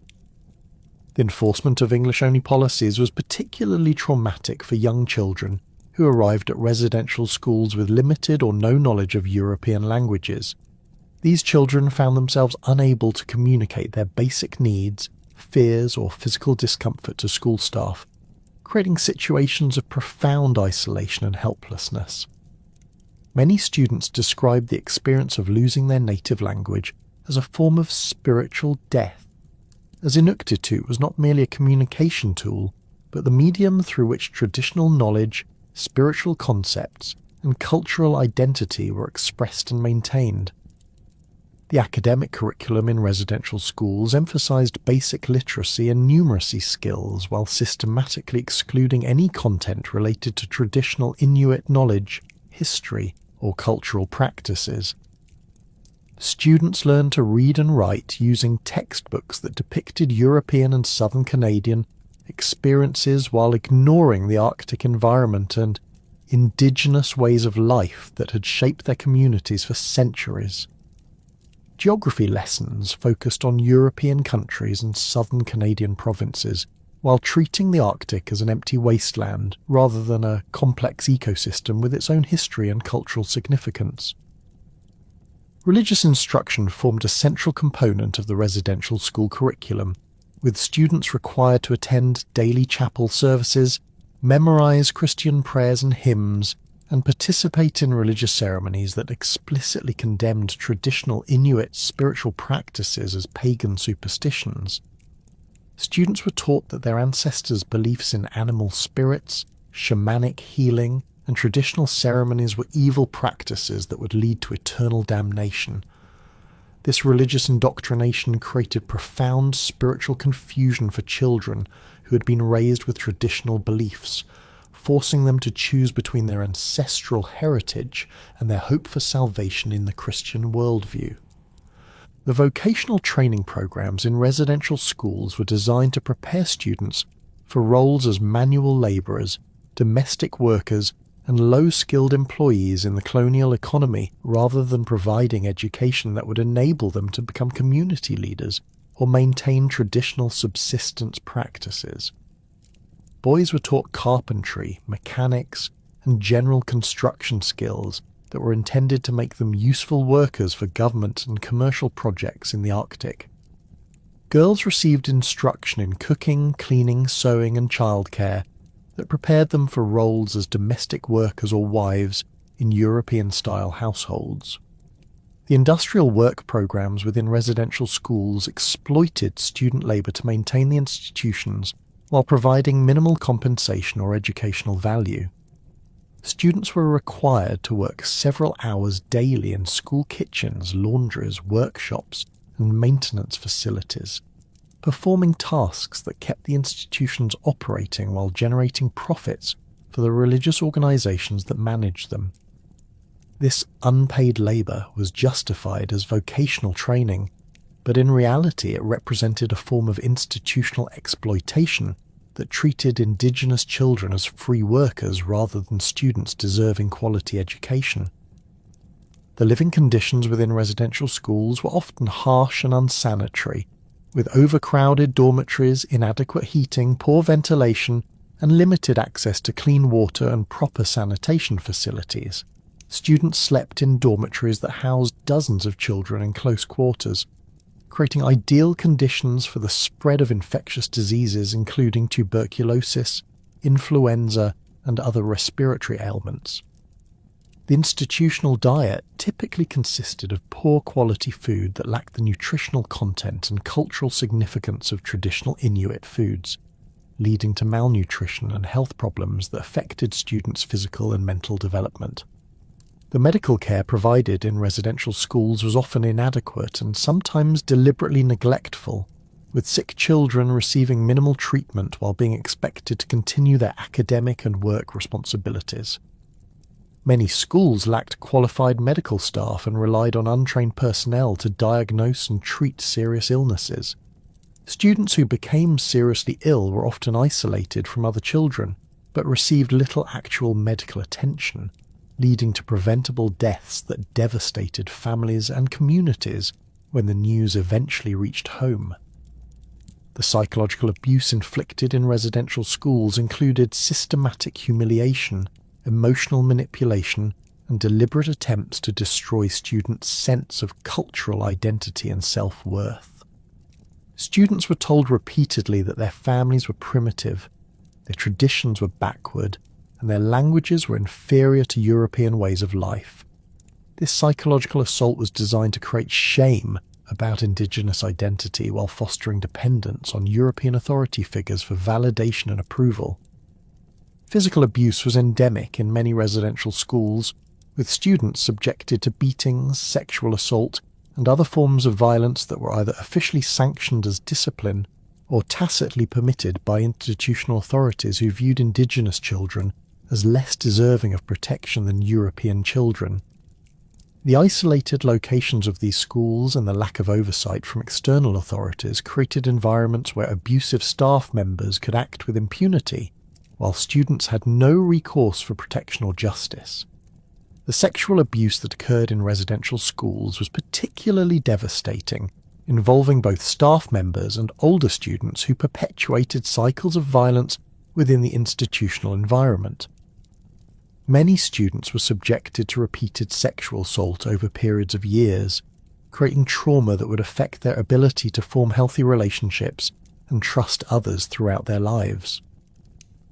The religious contexts of these institutions made the abuse particularly confusing for students who are simultaneously being taught about Christian morality while experiencing violence from the very people who claim to represent divine authority. The communication restrictions imposed by residential schools prevented students from maintaining meaningful contact with their families and communities, creating artificial separations that weakened traditional kinship bonds and support systems. Letters home were heavily censored, with any references to problems at the school or expressions of homesickness removed before the letters were sent. Many families received no communication from their children for months or years at a time, not knowing whether their children were alive, healthy, or receiving adequate care. The summer vacation policies varied between different schools and time periods, but many students were required to remain at residential schools year-round, preventing them from participating in traditional seasonal activities and maintaining connections to their home communities. Students who were allowed to return home for brief periods often found themselves alienated from their families and communities due to their changed language abilities, cultural knowledge, and social behaviours that had been modified by institutional programming. The long-term psychological effects of residential school experiences included depression, anxiety, post-traumatic stress disorder, and various forms of addictive behaviour that affected survivors throughout their lives. Many former students struggled with alcoholism, drug abuse, and other destructive behaviours as they attempted to cope with the trauma they had experienced, while simultaneously trying to reconnect with cultural traditions they had been forced to abandon.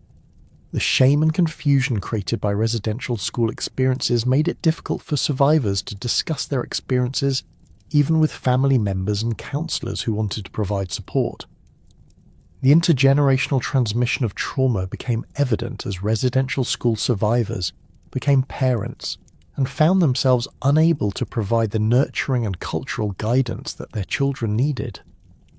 Many survivors had been separated from their families during critical developmental periods when they should have been learning parenting skills, traditional knowledge, and cultural values from their elders. The institutional environment had provided no models for healthy family relationships or traditional child-rearing practices, leaving many survivors without the knowledge and emotional resources needed to raise their own children effectively. The disruption of traditional knowledge transmission systems represented one of the most devastating long-term consequences of the residential school system.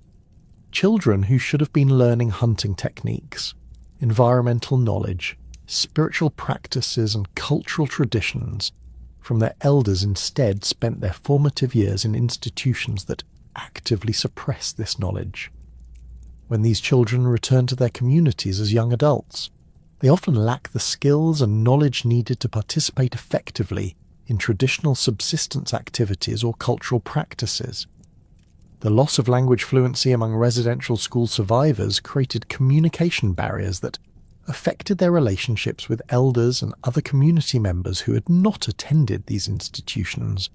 Many survivors found themselves caught between two worlds, lacking full fluency in either English or Inuktitut, and unable to communicate effectively in either cultural context.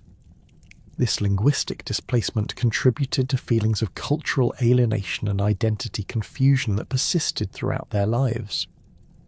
The impact on family structures was particularly severe as residential school experiences disrupted traditional patterns of extended family relationships and collective child-rearing that had been essential components of Inuit social organisation.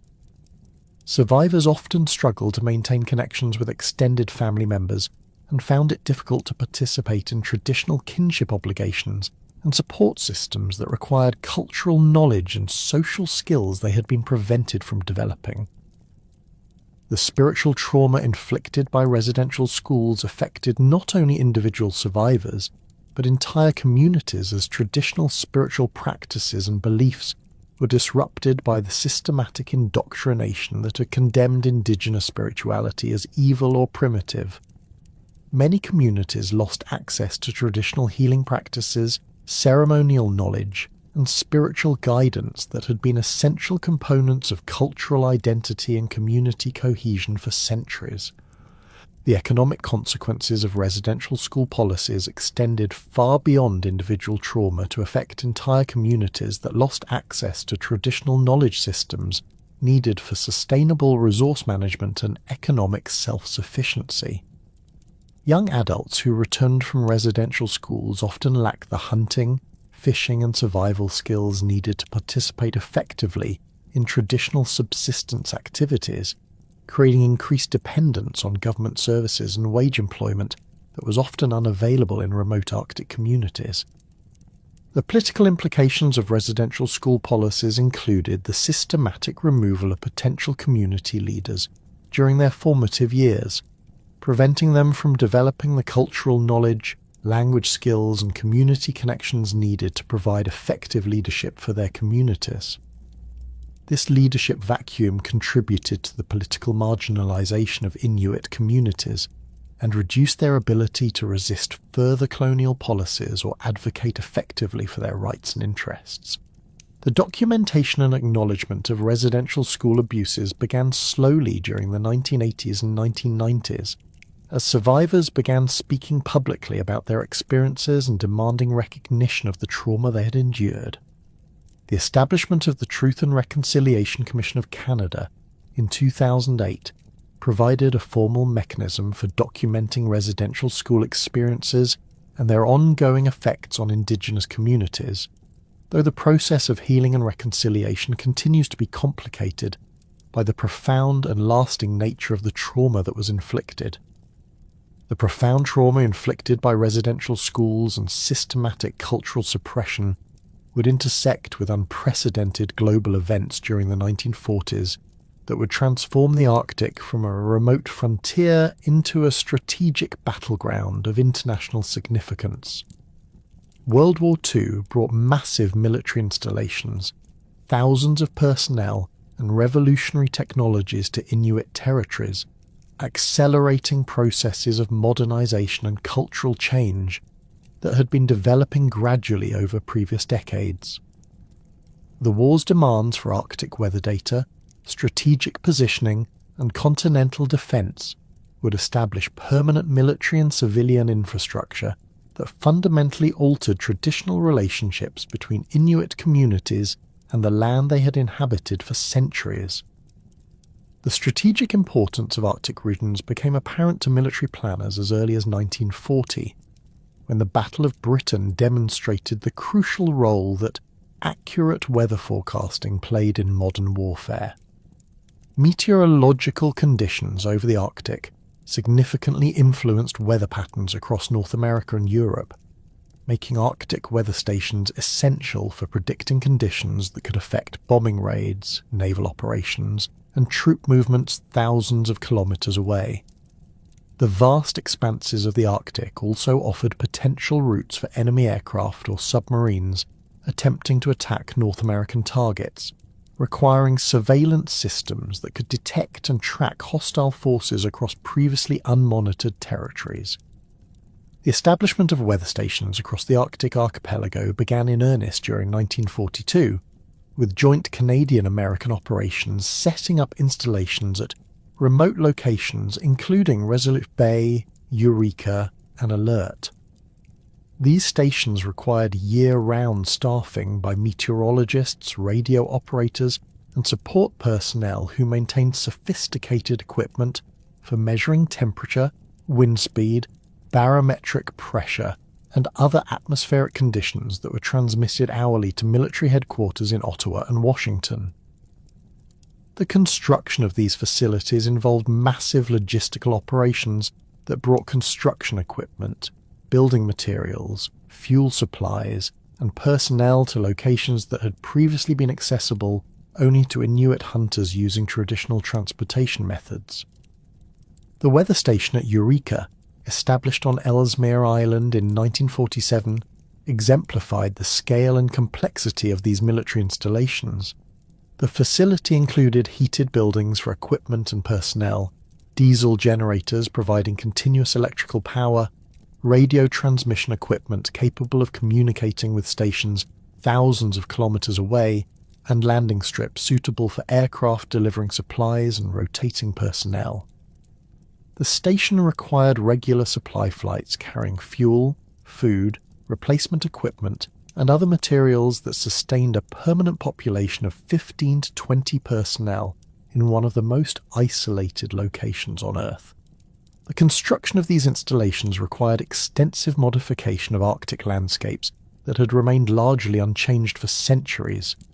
Heavy machinery including bulldozers, graders, and excavators was transported to remote locations to level terrain, construct foundations, and build airstrips capable of handling large transport aircraft.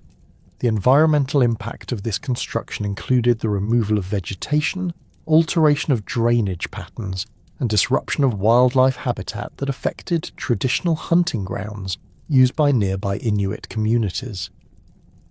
The presence of military personnel at these installations created the first sustained contact between many Inuit communities and large numbers of non-Indigenous people. The weather station crews, typically consisting of young men from southern Canada and the United States, brought with them different cultural values, social behaviours, and economic relationships that contrasted sharply with traditional Inuit ways of life. Many military personnel were curious about indigenous culture and eager to learn hunting techniques, language basics, and survival skills from local Inuit hunters, creating informal educational exchanges that benefited both groups. However, the military installations also introduced social problems that had not existed in traditional Inuit communities. The availability of alcohol among military personnel led to increased drinking problems in nearby indigenous communities, as Inuit individuals gained access to substances that their traditional culture had no mechanisms for regulating.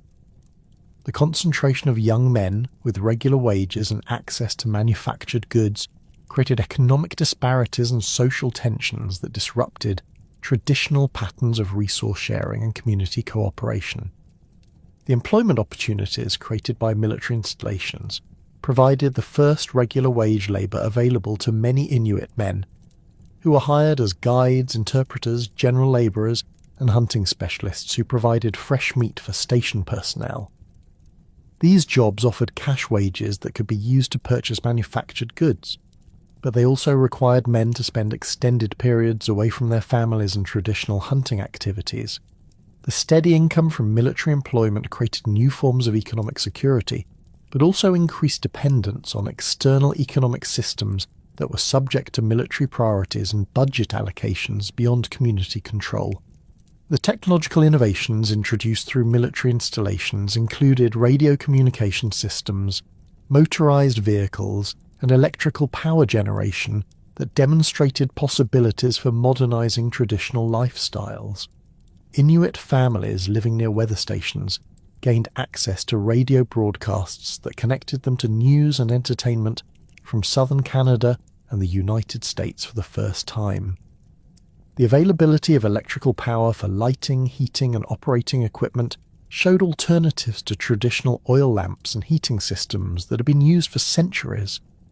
The aircraft operations associated with weather stations and supply missions introduced Inuit communities to aviation technology that would revolutionize Arctic transportation within a few decades. The regular flights bringing supplies and personnel to remote installations demonstrated the potential for rapid travel across vast distances that had previously required weeks or months of overland travel. Many Inuit individuals received their first airplane rides as passengers on supply flights, experiencing perspectives on their traditional territories that had never been possible before. The Cold War tensions that developed between the United States and Soviet Union after 1945 transformed the Arctic from a wartime strategic asset into a permanent frontier of continental defence. The development of intercontinental ballistic missiles and long-range bomber aircraft made the Arctic the most likely route for any nuclear attack on North America, requiring sophisticated radar systems and interceptor aircraft bases that could detect and destroy incoming threats. The Distant Early Warning Line, constructed between 1954 and 1957, represented the largest military construction project in Arctic history and would have profound effects on Inuit communities across northern Canada and Alaska. The DEW Line consisted of 63 radar stations stretching from Alaska to Greenland, designed to detect Soviet aircraft or missiles crossing the Arctic Ocean toward North American targets. The construction of this massive defence system required unprecedented logistical operations that brought thousands of workers, millions of tons of equipment and supplies, and revolutionary construction techniques to the most remote regions of the Arctic. The project involved the coordination of military and civilian contractors from both Canada and the United States, creating the largest industrial undertaking ever attempted in Arctic regions. The environmental impact of DW line construction was enormous, involving the modification of landscapes across thousands of kilometres of previously undisturbed Arctic terrain. The construction crews used heavy machinery to level sites for radar installations, built roads connecting different facilities, constructed airstrips capable of handling large cargo aircraft, and established fuel storage facilities containing millions of litres of diesel fuel and aviation gasoline. The scale of this construction dwarfed all previous development in the Arctic and created permanent alterations to ecosystems that had remained stable for millennia. The effects on traditional Inuit hunting grounds were particularly severe, as radar installations were often located on elevated terrain that provided optimal coverage, but also served as important wildlife habitat and traditional hunting locations. The construction activities disrupted caribou migration routes that had been used for centuries, forcing herds to find alternative paths that often took them away from traditional hunting areas used by Inuit communities. The noise and activity associated with construction operations also affected marine mammal populations, particularly seals and whales that avoided areas with high levels of human activity. The employment opportunities created by dew-line construction provided temporary but well-paying jobs for hundreds of Inuit men who worked as labourers, equipment operators, and guides for construction crews working in unfamiliar Arctic conditions. The wages offered for this work were substantially higher than anything previously available in Arctic communities, providing access to cash incomes that enabled families to purchase snowmobiles, rifles, and other manufactured goods that would transform traditional lifestyles. However, the temporary nature of construction employment created boom and bust cycles that left many communities economically dependent on projects that ended abruptly when construction was completed.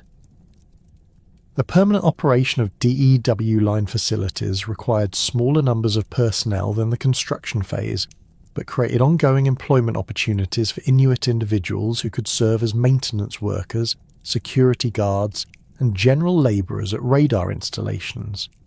These jobs provided steady incomes, but required workers to adopt schedules and work patterns that conflicted with traditional seasonal hunting and fishing activities. Many Inuit employees found themselves unable to participate in traditional subsistence activities during critical periods when their presence was required at military installations. The introduction of snowmobiles during the late 1950s and early 1960s represented one of the most significant technological changes in traditional Inuit transportation systems since the adoption of dog sleds centuries earlier. The first snowmobiles were primitive machines with limited reliability and range, but they offered advantages in speed and cargo capacity that made them attractive alternatives to dog teams for certain types of travel. The Bombardier Company began marketing snowmobiles specifically for Arctic use during the early 1960s, creating machines that could operate reliably in extreme cold conditions and handle the rough terrain typical of Arctic travel. The adoption of snowmobiles created fundamental changes in traditional relationships between Inuit hunters and their environment. Dog teams had required extensive knowledge of animal care, breeding, and training that connected hunters to biological systems and seasonal cycles that governed Arctic life. Snowmobiles eliminated these biological connections while creating new dependencies on mechanical systems, fuel supplies, and replacement parts that were only available through commercial suppliers located in distant urban centres. The speed advantages offered by snowmobiles enabled hunters to travel much greater distances in shorter periods, expanding the range of hunting territories that could be accessed during single trips. This increased mobility allowed hunters to pursue caribou herds, locate seal breathing holes, and access fishing locations that had previously been too distant for practical exploitation using dog teams. However, the mechanical reliability problems that plagued early snowmobiles also created new risks, as hunters who experienced breakdowns far from home lacked the backup transportation that dog teams had traditionally provided. The fuel requirements of snowmobiles created new economic dependencies that affected traditional subsistence patterns and community economics.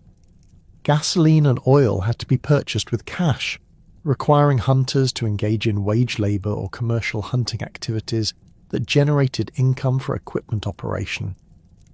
The ongoing costs of fuel, maintenance and repairs made snowmobile ownership expensive compared to dog teams that could be sustained using traditional hunting and fishing activities without cash expenditures. The social implications of snowmobile adoption included changes in hunting group composition and traditional patterns of knowledge transmission between generations. Snowmobiles could be operated by individuals without the extensive training and experience required for managing dog teams, reducing the importance of traditional knowledge and skills that had been passed down through generations of hunters. Young hunters could achieve mobility and hunting success without learning traditional animal husbandry techniques, weather prediction skills, and other forms of environmental knowledge that had been essential components of Arctic survival. The introduction of modern rifles during this period complemented the mobility advantages offered by snowmobiles, while creating additional dependencies on external supply systems. High-powered rifles with telescopic sights provided significant advantages in hunting large game animals like caribou and polar bears, offering greater accuracy and killing power than traditional weapons. However, these firearms required regular supplies of ammunition, replacement parts, and maintenance services that were only available through commercial suppliers, creating ongoing costs that had to be met through cash income or credit arrangements. The combination of snowmobiles and modern firearms enabled individual hunters to achieve levels of hunting success that had previously required coordinated group efforts, reducing the importance of traditional cooperative hunting strategies and social relationships that had bound communities together for centuries. Successful hunters with access to modern equipment could harvest game animals more efficiently than ever before, but this increased individual capability came at the cost of reduced community cooperation and shared decision-making about resource management and distribution. The communication revolution that accompanied technological modernization included the introduction of radio systems that connected remote communities to outside world for the first time. Two-way radio networks established by government agencies and commercial operators enabled communities to communicate with medical facilities, government offices, and supply sources in southern Canada, reducing the isolation that had characterized Arctic life for centuries. These communication systems provided access to emergency medical advice, weather information, and coordination of supply deliveries that improved safety and convenience for community residents. However, radio communication also accelerated the pace of cultural change by exposing Inuit communities to outside influences, including news broadcasts, popular music, and advertising for consumer products that created new desires and expectations among community members. The availability of radio entertainment reduced the importance of traditional storytelling and community gatherings that had served as primary sources of information and social interaction during long winter months. The economic transitions that accompanied technological modernization represented fundamental shifts from subsistence-based economies toward market-oriented systems that required cash income for basic survival needs. Traditional hunting and fishing activities that had provided food, clothing, and shelter materials for centuries became supplemented and sometimes replaced by wage labor, government assistance programs, and commercial hunting activities that generated income for purchasing manufactured goods and services. The introduction of government family allowance payments during the 1940s provided the first regular cash income for many Inuit families, creating new forms of economic security while also increasing dependence on government programs and policies. These monthly payments were intended to improve living standards and encourage settlement in permanent communities where government services could be delivered more efficiently. However, the payments also reduced incentives for traditional subsistence activities, while creating expectations for continued government support that would influence political relationships for decades to come. The establishment of cooperative stores in many Arctic communities during the 1950s and 1960s provided access to manufactured goods while creating new forms of economic organization that combined traditional values of collective ownership with modern commercial practices. These cooperatives were typically owned and operated by community members who shared profits and decision-making responsibilities, providing alternatives to private businesses owned by outside interests. The cooperative movement enabled communities to maintain some control over their economic development while participating in broader market systems that were becoming essential for survival in the modernizing Arctic. The transformation of traditional gender roles accompanied the introduction of wage labor opportunities and modern household technologies that changed patterns of work and family responsibility. Men who had previously shared hunting and domestic responsibilities with their wives found themselves working for wages outside the home, while women assumed greater responsibility for household management and childcare in settlement environments. These changes disrupted traditional patterns of cooperative labour and decision-making that had characterised Inuit family structures for centuries, creating new forms of gender specialisation that reflected European rather than traditional indigenous values.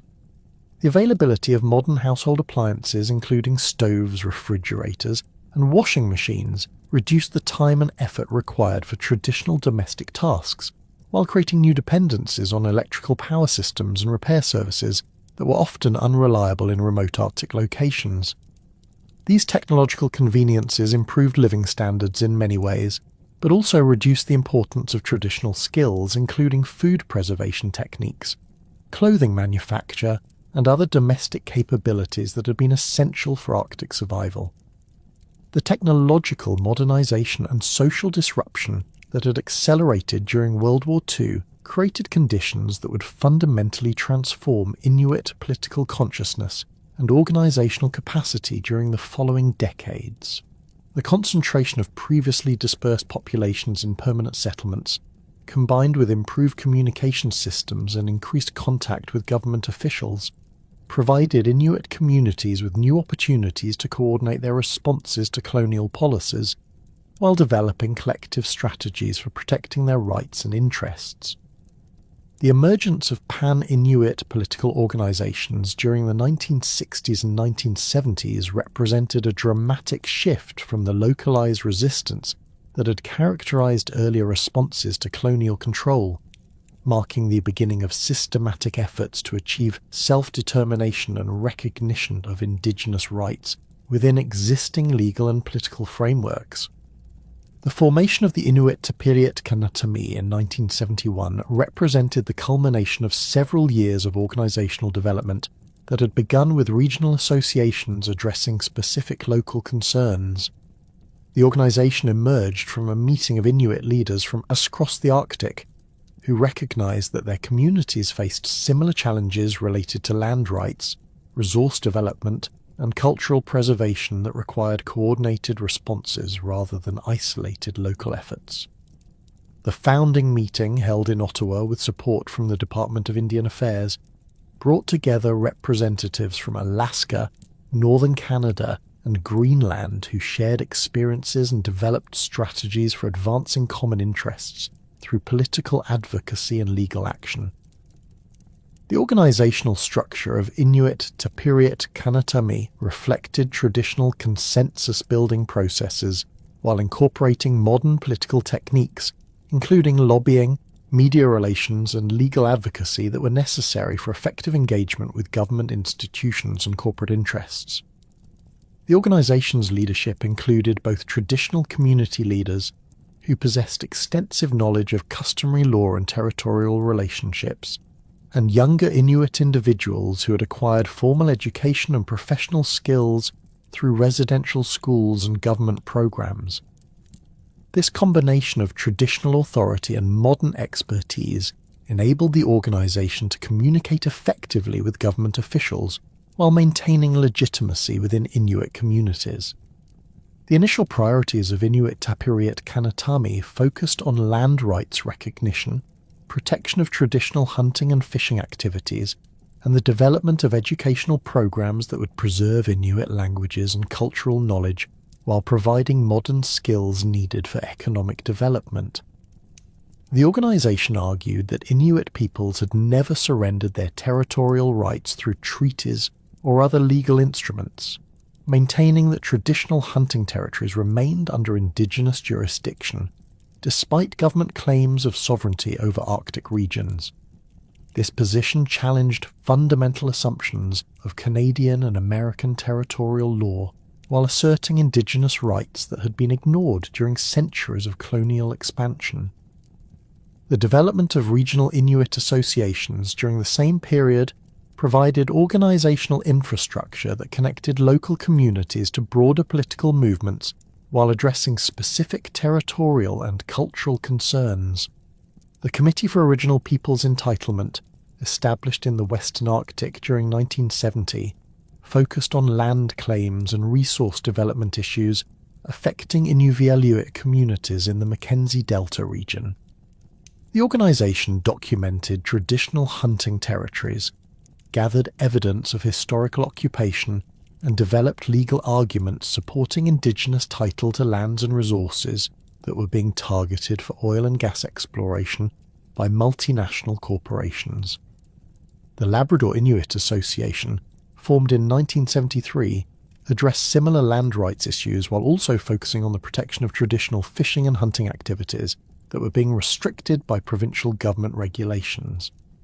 The association documented traditional resource management practices that had sustained Inuit communities for centuries, while arguing that these practices were more effective than government wildlife management programs in maintaining healthy animal populations. The organization also advocated for recognition of Inuit jurisdiction over coastal waters and marine resources that were essential for traditional subsistence activities. The political awakening that accompanied organizational development was facilitated by improved educational opportunities that had produced a generation of young Inuit leaders with formal training in law, business administration, and political science. Many of these individuals had experienced residential school education and possessed bilingual skills that enabled them to navigate both traditional community structures and modern political institutions. Their educational backgrounds provided technical expertise needed for land claims, research, legal advocacy, and negotiation with government representatives, while their cultural connections maintained credibility within Inuit communities. The land claims research conducted by these organizations during the 1970s involved extensive documentation of traditional territorial boundaries, seasonal hunting patterns, and customary resource management practices that had been maintained through oral traditions for centuries.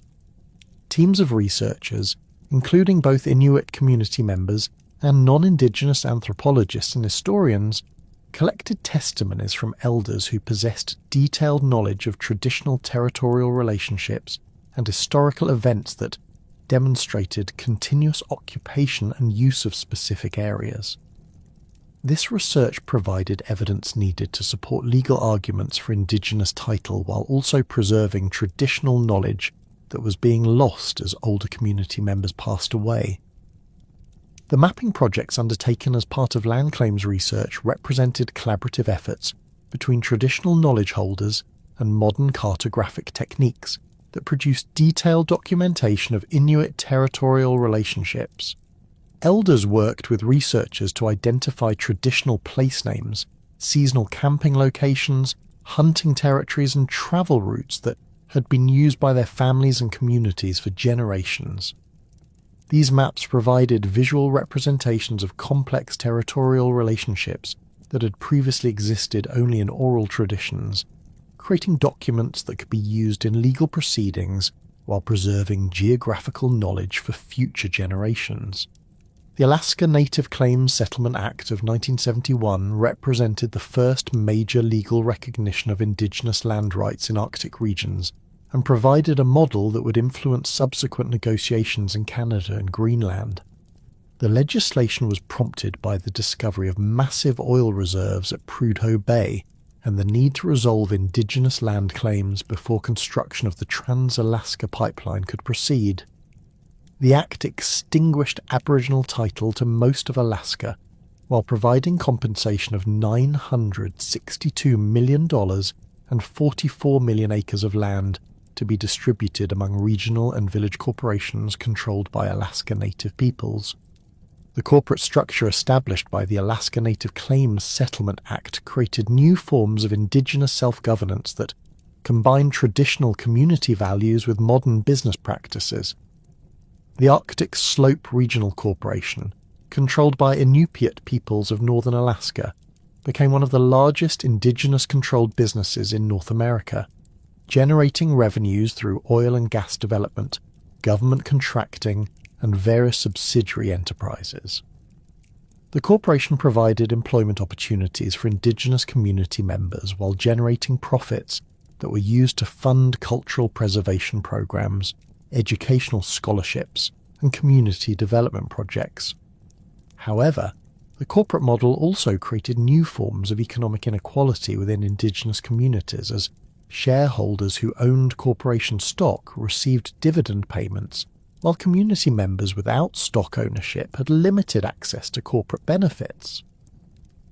The emphasis on profit maximization sometimes conflicted with traditional values of resource sharing and environmental stewardship, creating tensions between corporate management and traditional community leadership. The requirement to operate according to state and federal corporate law also limited the ability of these organizations to incorporate traditional decision-making processes and customary law into their governance structures. The environmental impact assessments required for major resource development projects provided new opportunities for indigenous communities to influence development decisions while documenting traditional ecological knowledge that had previously been ignored by government agencies and corporate planners. Inuit hunters and elders possessed detailed understanding of wildlife behavior, seasonal migration patterns, and ecosystem relationships that was essential for predicting the environmental effects of proposed developments. The inclusion of traditional knowledge in environmental assessments represented recognition of indigenous expertise while providing legal mechanisms for protecting important hunting areas and cultural sites.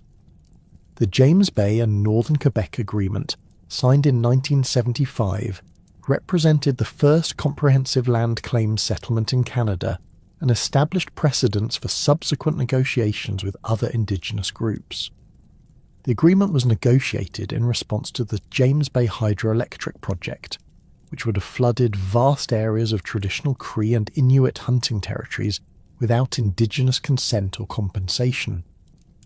The final settlement provided $225 million in compensation, along with guaranteed hunting and fishing rights over traditional territories and limited self-government powers for Indigenous communities.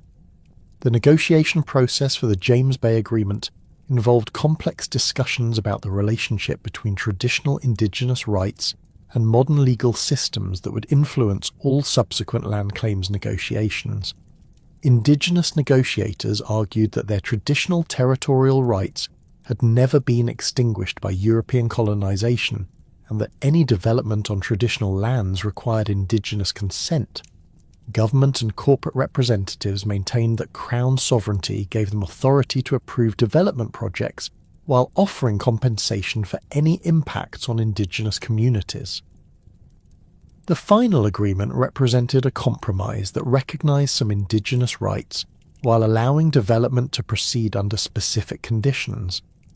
The hunting and fishing rights provisions of the James Bay Agreement established detailed protocols for traditional harvesting activities that balanced Indigenous subsistence needs with wildlife conservation requirements. The agreement guaranteed Inuit communities exclusive hunting rights over specified territories while establishing quotas and seasonal restrictions designed to maintain healthy animal populations. The provisions also recognized the authority of traditional hunters and community leaders to manage harvesting activities according to customary practices that had proven effective over centuries of sustainable resource use. The self-government provisions of the James Bay Agreement created new political institutions that combined elements of traditional Indigenous governance with modern administrative structures. The agreement established regional and local governments controlled by indigenous communities with jurisdiction over education, health services, social programs, and certain aspects of natural resource management. These governments operated according to democratic principles, while incorporating traditional consensus-building processes and recognizing the authority of elders and traditional leaders in community decision-making. The Nunavut Land Claims Agreement, concluded in 1993 after nearly 2 decades of negotiations, represented the largest Indigenous land claims settlement in Canadian history and established the foundation for the creation of Canada's newest territory. The agreement provided the Inuit of the Central and Eastern Arctic with title to 350,000 square kilometres of land, $1.1 billion in compensation payments, and guaranteed participation in resource management decisions affecting traditional territories. The settlement also included provisions for the creation of Nunavut Territory, with a public government that would be controlled by Inuit voters due to their demographic majority in the region.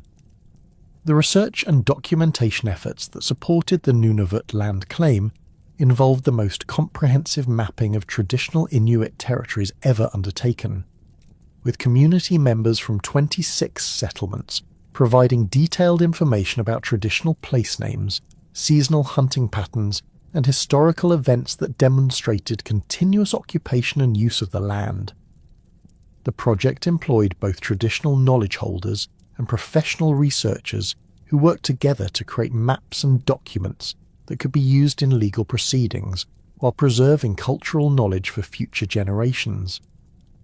The negotiation process for the Nunavut Agreement required Inuit representatives to develop sophisticated understanding of Canadian constitutional law, resource management regulations, and territorial governance structures while maintaining connection to traditional values and community interests. The negotiations involved complex discussions about the relationship between Indigenous rights and Canadian sovereignty, the role of traditional knowledge in resource management decisions, and the structure of territorial government institutions that would serve both Inuit and non-Inuit residents of the region. The environmental protection provisions of the Nunavut Agreement established co-management systems that combine traditional ecological knowledge with modern scientific research in making decisions about wildlife management, land use planning, and resource development approvals. The agreement created institutions including the Nunavut Wildlife Management Board and the Nunavut Impact Review Board that included both Inuit appointees and government representatives working together to evaluate proposed developments and establish harvesting quotas based on both traditional knowledge and scientific data. The legal battles over hunting and fishing rights that accompanied land claims negotiations involved fundamental questions about the relationship between Indigenous customary law and Canadian federal and provincial legislation.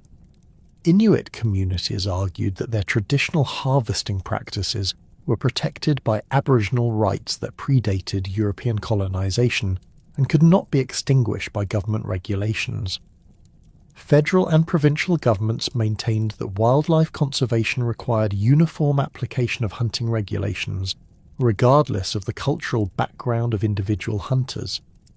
The Supreme Court of Canada's decision in R.V. Sparrow in 1990 established important precedents for the recognition of Aboriginal hunting and fishing rights, while also defining the circumstances under which governments could regulate these activities for conservation purposes. The court ruled that Aboriginal rights were constitutionally protected but could be subject to reasonable regulations if governments could demonstrate that such restrictions were necessary for wildlife conservation and that they minimally impaired Aboriginal rights. The decision required governments to consult with Indigenous communities before implementing regulations affecting traditional harvesting activities and to consider alternative approaches that would achieve conservation objectives while respecting Indigenous rights. The recognition of traditional ecological knowledge in resource management decisions represented a significant shift from earlier approaches that had dismissed Indigenous knowledge as unscientific or unreliable. Inuit hunters and elders possessed detailed understanding of animal behavior, population cycles, and ecosystem relationships that had been developed through centuries of careful observation and practical experience. This knowledge often provided more accurate information about local conditions than scientific studies conducted by researchers with limited experience in Arctic environments. The integration of traditional knowledge into formal resource management systems required the development of new protocols and institutions that could bridge different ways of understanding and managing natural resources. Co-management boards established through land claims agreements brought together traditional knowledge holders and scientific researchers to develop harvesting quotas, evaluate environmental impacts, and monitor wildlife populations using both traditional observations and modern research techniques. These collaborative approaches often produced more effective management decisions than either traditional or scientific approaches used in isolation. The struggle for self-determination that accompanied land claim negotiations involved efforts to establish indigenous-controlled institutions that could provide government services while maintaining cultural values and traditional decision-making processes. Inuit communities sought to create governmental structures that would be accountable to community members rather than distant bureaucrats, while possessing sufficient authority and resources to address local needs and priorities effectively. The establishment of Inuit-controlled governments required the development of new institutional models that could operate within existing constitutional frameworks while incorporating traditional governance practices and values. The territorial government created in Nunavut represented one approach to this challenge, establishing a public government with standard democratic institutions that would be controlled by Inuit voters due to their demographic majority. Other regions developed different models, including indigenous self-government agreements that created parallel governmental institutions with jurisdiction over specific policy areas and community members. The capacity-building efforts that accompanied political development included extensive training programs designed to prepare Inuit individuals for leadership roles in new governmental institutions. These programs provided instruction in public administration, financial management, policy development, and other technical skills needed for effective governance, while also emphasizing the importance of maintaining cultural values and community accountability. The programs often combined formal classroom instruction with mentoring relationships that connected younger leaders with experienced elders and traditional authorities. The economic development strategies pursued by Inuit political organizations emphasized the importance of maintaining control over natural resources and development decisions affecting traditional territories. Rather than simply opposing all resource development, many organizations sought to negotiate agreements that would provide economic benefits to indigenous communities, while minimizing environmental impacts and respecting traditional land use patterns. These approaches required sophisticated understanding of resource economics, environmental assessment processes, and corporate structures that could generate revenues while maintaining community control. The cultural preservation programs developed by Inuit organizations addressed the urgent need to document and transmit traditional knowledge that was being lost as older community members passed away and younger people adopted modern lifestyles. These programs included language education initiatives, traditional skills workshops, and cultural documentation projects that recorded traditional stories, songs, and practical knowledge for future generations. The programs often emphasized the connections between cultural preservation and political sovereignty, arguing that strong cultural identity was essential for effective self-governance and resistance to assimilationist pressures. The international networking that developed among Arctic indigenous peoples during the late 20th century would prove essential as Inuit communities confronted unprecedented environmental and social challenges that threatened the very foundations of traditional life. The accelerating pace of climate change, driven by global industrial emissions, began to manifest in dramatic alterations to Arctic ice conditions, weather patterns, and wildlife populations that had remained relatively stable for centuries. These environmental changes coincided with ongoing efforts to revitalize Inuit languages and cultural practices that had been severely disrupted by residential school policies and forced assimilation programs, creating complex challenges that required both traditional knowledge and modern technological solutions. The impact of climate change on traditional hunting practices became increasingly evident during the 1990s and accelerated dramatically in the following decades. Sea ice that had historically formed predictable patterns, allowing hunters to plan seasonal activities around reliable ice conditions, began exhibiting unprecedented variability in timing, thickness, and extent. The traditional Inuit calendar, which divided the year into 13 distinct seasons based on ice formation, wildlife behavior, and weather patterns, no longer corresponded to actual environmental conditions, as warming temperatures disrupted established cycles that had governed Arctic life for millennia. Seal hunting, which had formed the cornerstone of Inuit subsistence for over 1,000 years, faced particular challenges as changing ice conditions affected both seal behavior and hunter safety. Ringed seals, the most important subsistence species across much of the Arctic, require stable sea ice for creating and maintaining breathing holes throughout the winter months. As ice formation became delayed and ice thickness decreased, seals altered their denning patterns and breathing hole locations, making them increasingly difficult for hunters to locate using traditional techniques that had been refined over countless generations. The spring seal hunting season, traditionally the most productive period for harvesting seals basking on ice near their breathing holes, became increasingly unpredictable as ice conditions deteriorated earlier in the season and weather patterns became more volatile. Hunters who had previously been able to predict optimal hunting conditions based on traditional environmental indicators found themselves unable to plan hunting trips with confidence, as ice that appeared safe could become dangerous within hours due to rapidly changing weather conditions and unexpected warming periods. Polar bear hunting, one of the most prestigious and culturally significant hunting activities in many Inuit communities, experienced severe disruption as bear populations struggled to adapt to changing ice conditions that affected their access to seal hunting areas. Female polar bears require stable sea ice platforms for hunting seals during the critical period when they are nursing cubs and building fat reserves needed for denning. As ice-free periods lengthened and ice quality deteriorated, bear populations in many regions began declining, forcing communities to accept reduced hunting quotas or complete hunting moratoriums that eliminated important sources of food, materials, and cultural continuity. The traditional practice of ice fishing through breathing holes and constructed fishing sites became increasingly hazardous as ice thickness became unpredictable and ice quality deteriorated.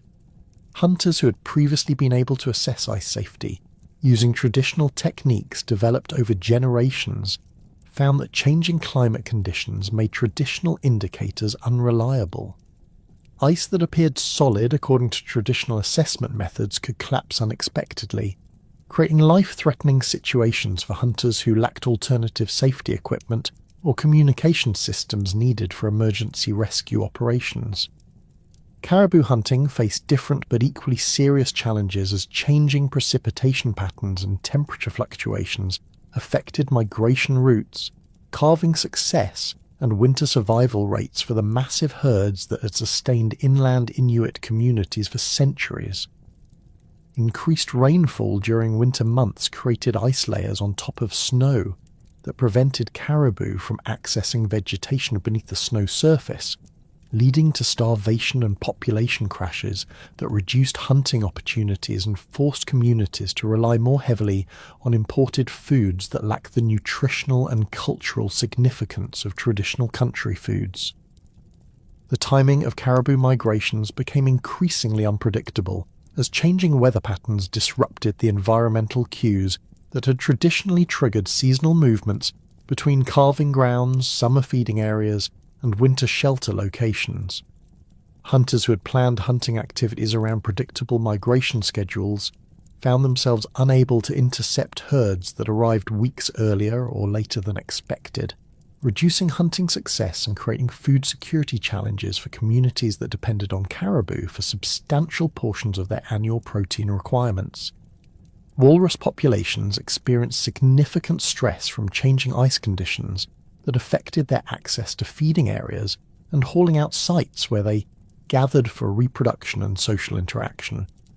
Pacific walrus populations, which had historically used sea ice as platforms for resting between feeding dives, were forced to concentrate on coastal beaches when sea ice became unavailable, leading to overcrowding that increased mortality rates among young animals and disrupted traditional hunting opportunities for Alaskan Inuit communities. The availability of traditional plant foods and materials also declined, as changing temperature and precipitation patterns affected the growth and distribution of berries, medicinal plants, and materials used for traditional crafts and tools. Arctic willow, which had provided essential materials for basket making and traditional medicines, experienced altered growth patterns that affected both the quantity and quality of materials available for traditional uses. Berry harvesting, an important late summer activity that provided both nutrition and social opportunities for families and communities, became less predictable as flowering and fruiting times shifted in response to changing temperature patterns. The nutritional implications of reduced access to traditional country foods extended far beyond simple caloric replacement, as traditional foods provided essential nutrients including omega-3 fatty acids, iron, and vitamins that were difficult to obtain from imported commercial foods available in remote Arctic communities. Marine mammals, fish, and caribou had provided complete protein sources, along with essential fats needed for maintaining health in cold climates, while traditional plant foods contributed vitamins and minerals that prevented nutritional deficiencies common in communities dependent on processed commercial foods. The cultural significance of hunting and food-sharing practices meant that reduced access to traditional foods affected social relationships and cultural transmission systems that had been maintained for centuries. The sharing of country foods according to traditional protocols reinforced kinship bonds, demonstrated hunting competence, and provided opportunities for elders to teach younger community members about proper relationships with animals and environmental stewardship. As hunting success declined and traditional foods became less available, these cultural practices were disrupted, affecting community cohesion and the transmission of traditional values. The response to these environmental challenges involved innovative combinations of traditional knowledge and modern technology that enabled communities to adapt hunting practices while maintaining cultural connections to traditional subsistence activities. Global positioning system devices and satellite communication equipment provided new safety tools for hunters operating in increasingly unpredictable ice conditions, while traditional ice assessment techniques were modified to account for new types of ice formation and deterioration patterns that had not existed in historical experience. Weather monitoring systems that combine traditional environmental observation with modern meteorological data helped hunters make more informed decisions about when and where to conduct hunting activities safely. Community-based monitoring programs trained local hunters to collect environmental data that was shared with climate researchers, while providing communities with better information for planning hunting activities and assessing environmental changes affecting traditional territories. The documentation of traditional environmental knowledge became increasingly urgent as changing conditions made historical knowledge less applicable to current environmental conditions, while older community members who possessed detailed environmental knowledge passed away. Community-based research projects worked to record traditional knowledge about historical ice conditions, weather patterns, and wildlife behavior that could help researchers understand the magnitude and significance of current environmental changes while preserving cultural knowledge for future generations. Efforts to revitalize Inuit languages gained new urgency as communities recognized that language preservation was essential for maintaining cultural identity and transmitting traditional knowledge that remained relevant for contemporary challenges. The development of Inuit-controlled education systems provided opportunities to implement immersion programs and bilingual curricula that taught children in their native languages while also providing modern academic skills needed for contemporary economic and social participation. The creation of Inuktitut syllabic writing systems and standardized orthographies facilitated the development of educational materials and literature that could support language education programs in schools and communities. Publishers working with Inuit authors and educators produced children's books, textbooks, and reference materials that made Inuit languages more accessible to learners while creating employment opportunities for translators, editors, and other language professionals within Inuit communities.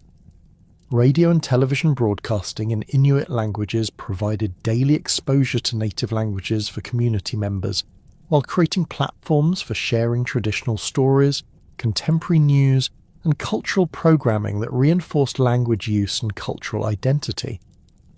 The Inuit Broadcasting Corporation, established in 1981, produced programming in multiple Inuit dialects that reached communities across the Arctic, providing models for proper language use, while entertaining and informing audiences about both traditional culture and contemporary issues. Digital technology applications, including smartphone apps, online dictionaries, and social media platforms, created new opportunities for language learning and use that appealed particularly to younger community members who had grown up with modern technology. Language learning apps developed specifically for Inuit languages provided interactive lessons and practice exercises that could be accessed anywhere, while online platforms enabled speakers from different communities to connect and practice their languages together, despite geographical separation.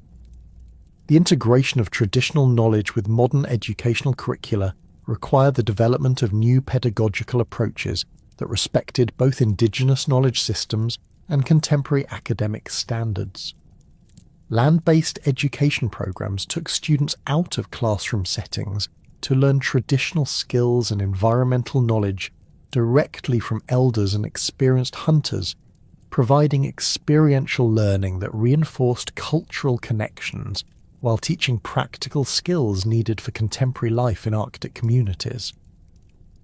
Cultural camps and traditional skills workshops provided intensive learning opportunities where young people could acquire traditional knowledge, including hunting techniques, food processing methods, traditional crafts, and spiritual practices under the guidance of knowledgeable elders and cultural practitioners.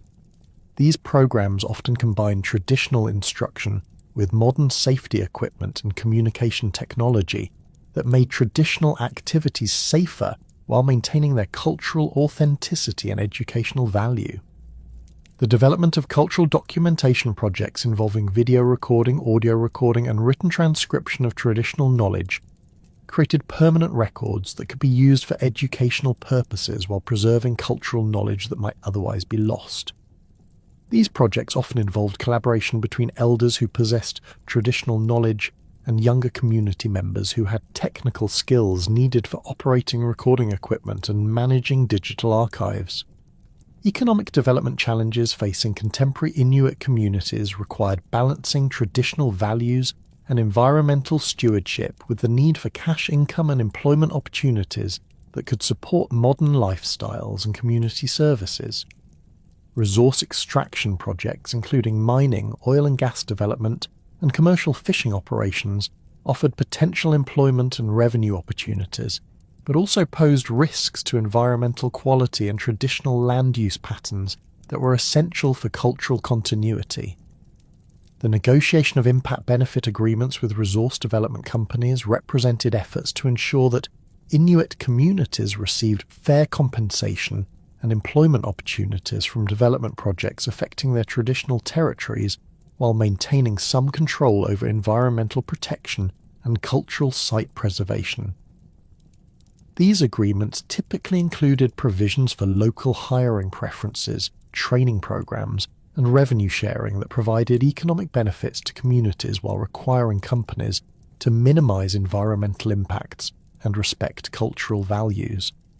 Tourism development offered alternative economic opportunities that could showcase Inuit culture while generating employment and revenue for communities.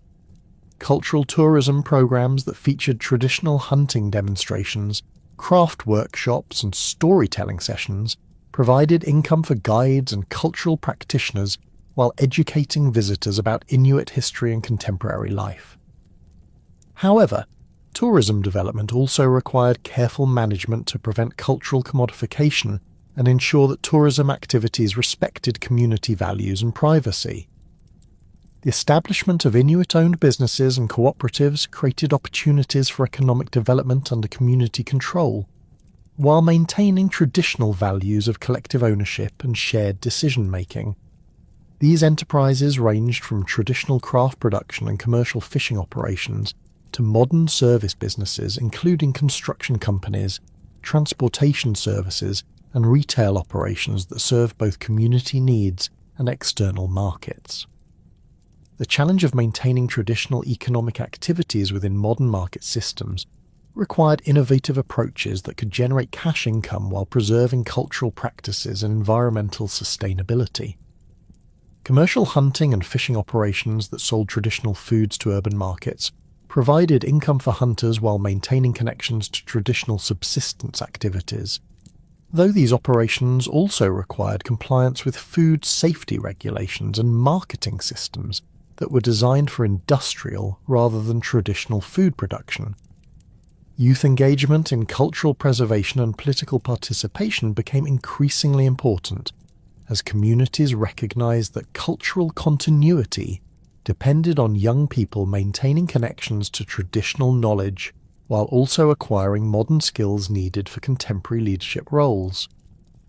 Youth councils and cultural education programs provided opportunities for young people to learn about traditional governance practices while participating in contemporary political processes affecting their communities.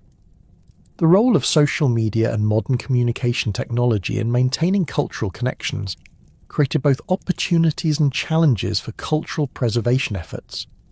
Social media platforms enabled young Inuit people to connect with peers from other communities while sharing cultural content, including traditional stories, language lessons, and contemporary artistic expressions that reinforce cultural identity across geographical boundaries. However, social media also exposed young people to outside cultural influences that could compete with traditional values and practices for their attention and loyalty. Online gaming and digital entertainment created new forms of cultural expression that combined traditional themes with modern technology, including video games that featured Inuit characters and traditional stories adapted for digital platforms. These contemporary cultural expressions provided ways for young people to engage with their cultural heritage through familiar technological formats, while also creating new forms of artistic and cultural production that reflected contemporary Inuit experiences.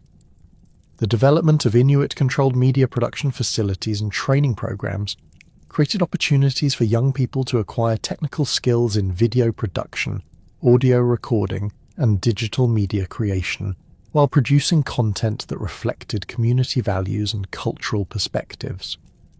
These programs often combined technical training with cultural education that helped young people understand the connections between traditional knowledge and contemporary media production techniques.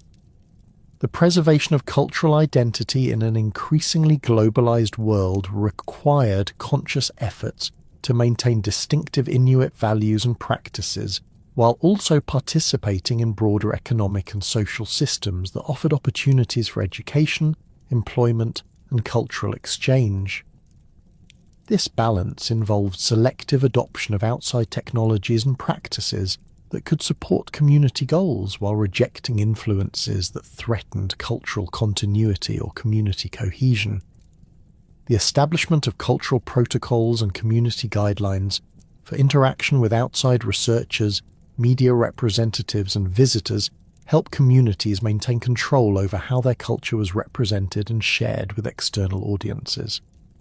These protocols typically emphasize the importance of community consent, accurate representation, and respect for cultural sensitivities, while providing frameworks for beneficial collaboration with outside partners who could support community goals.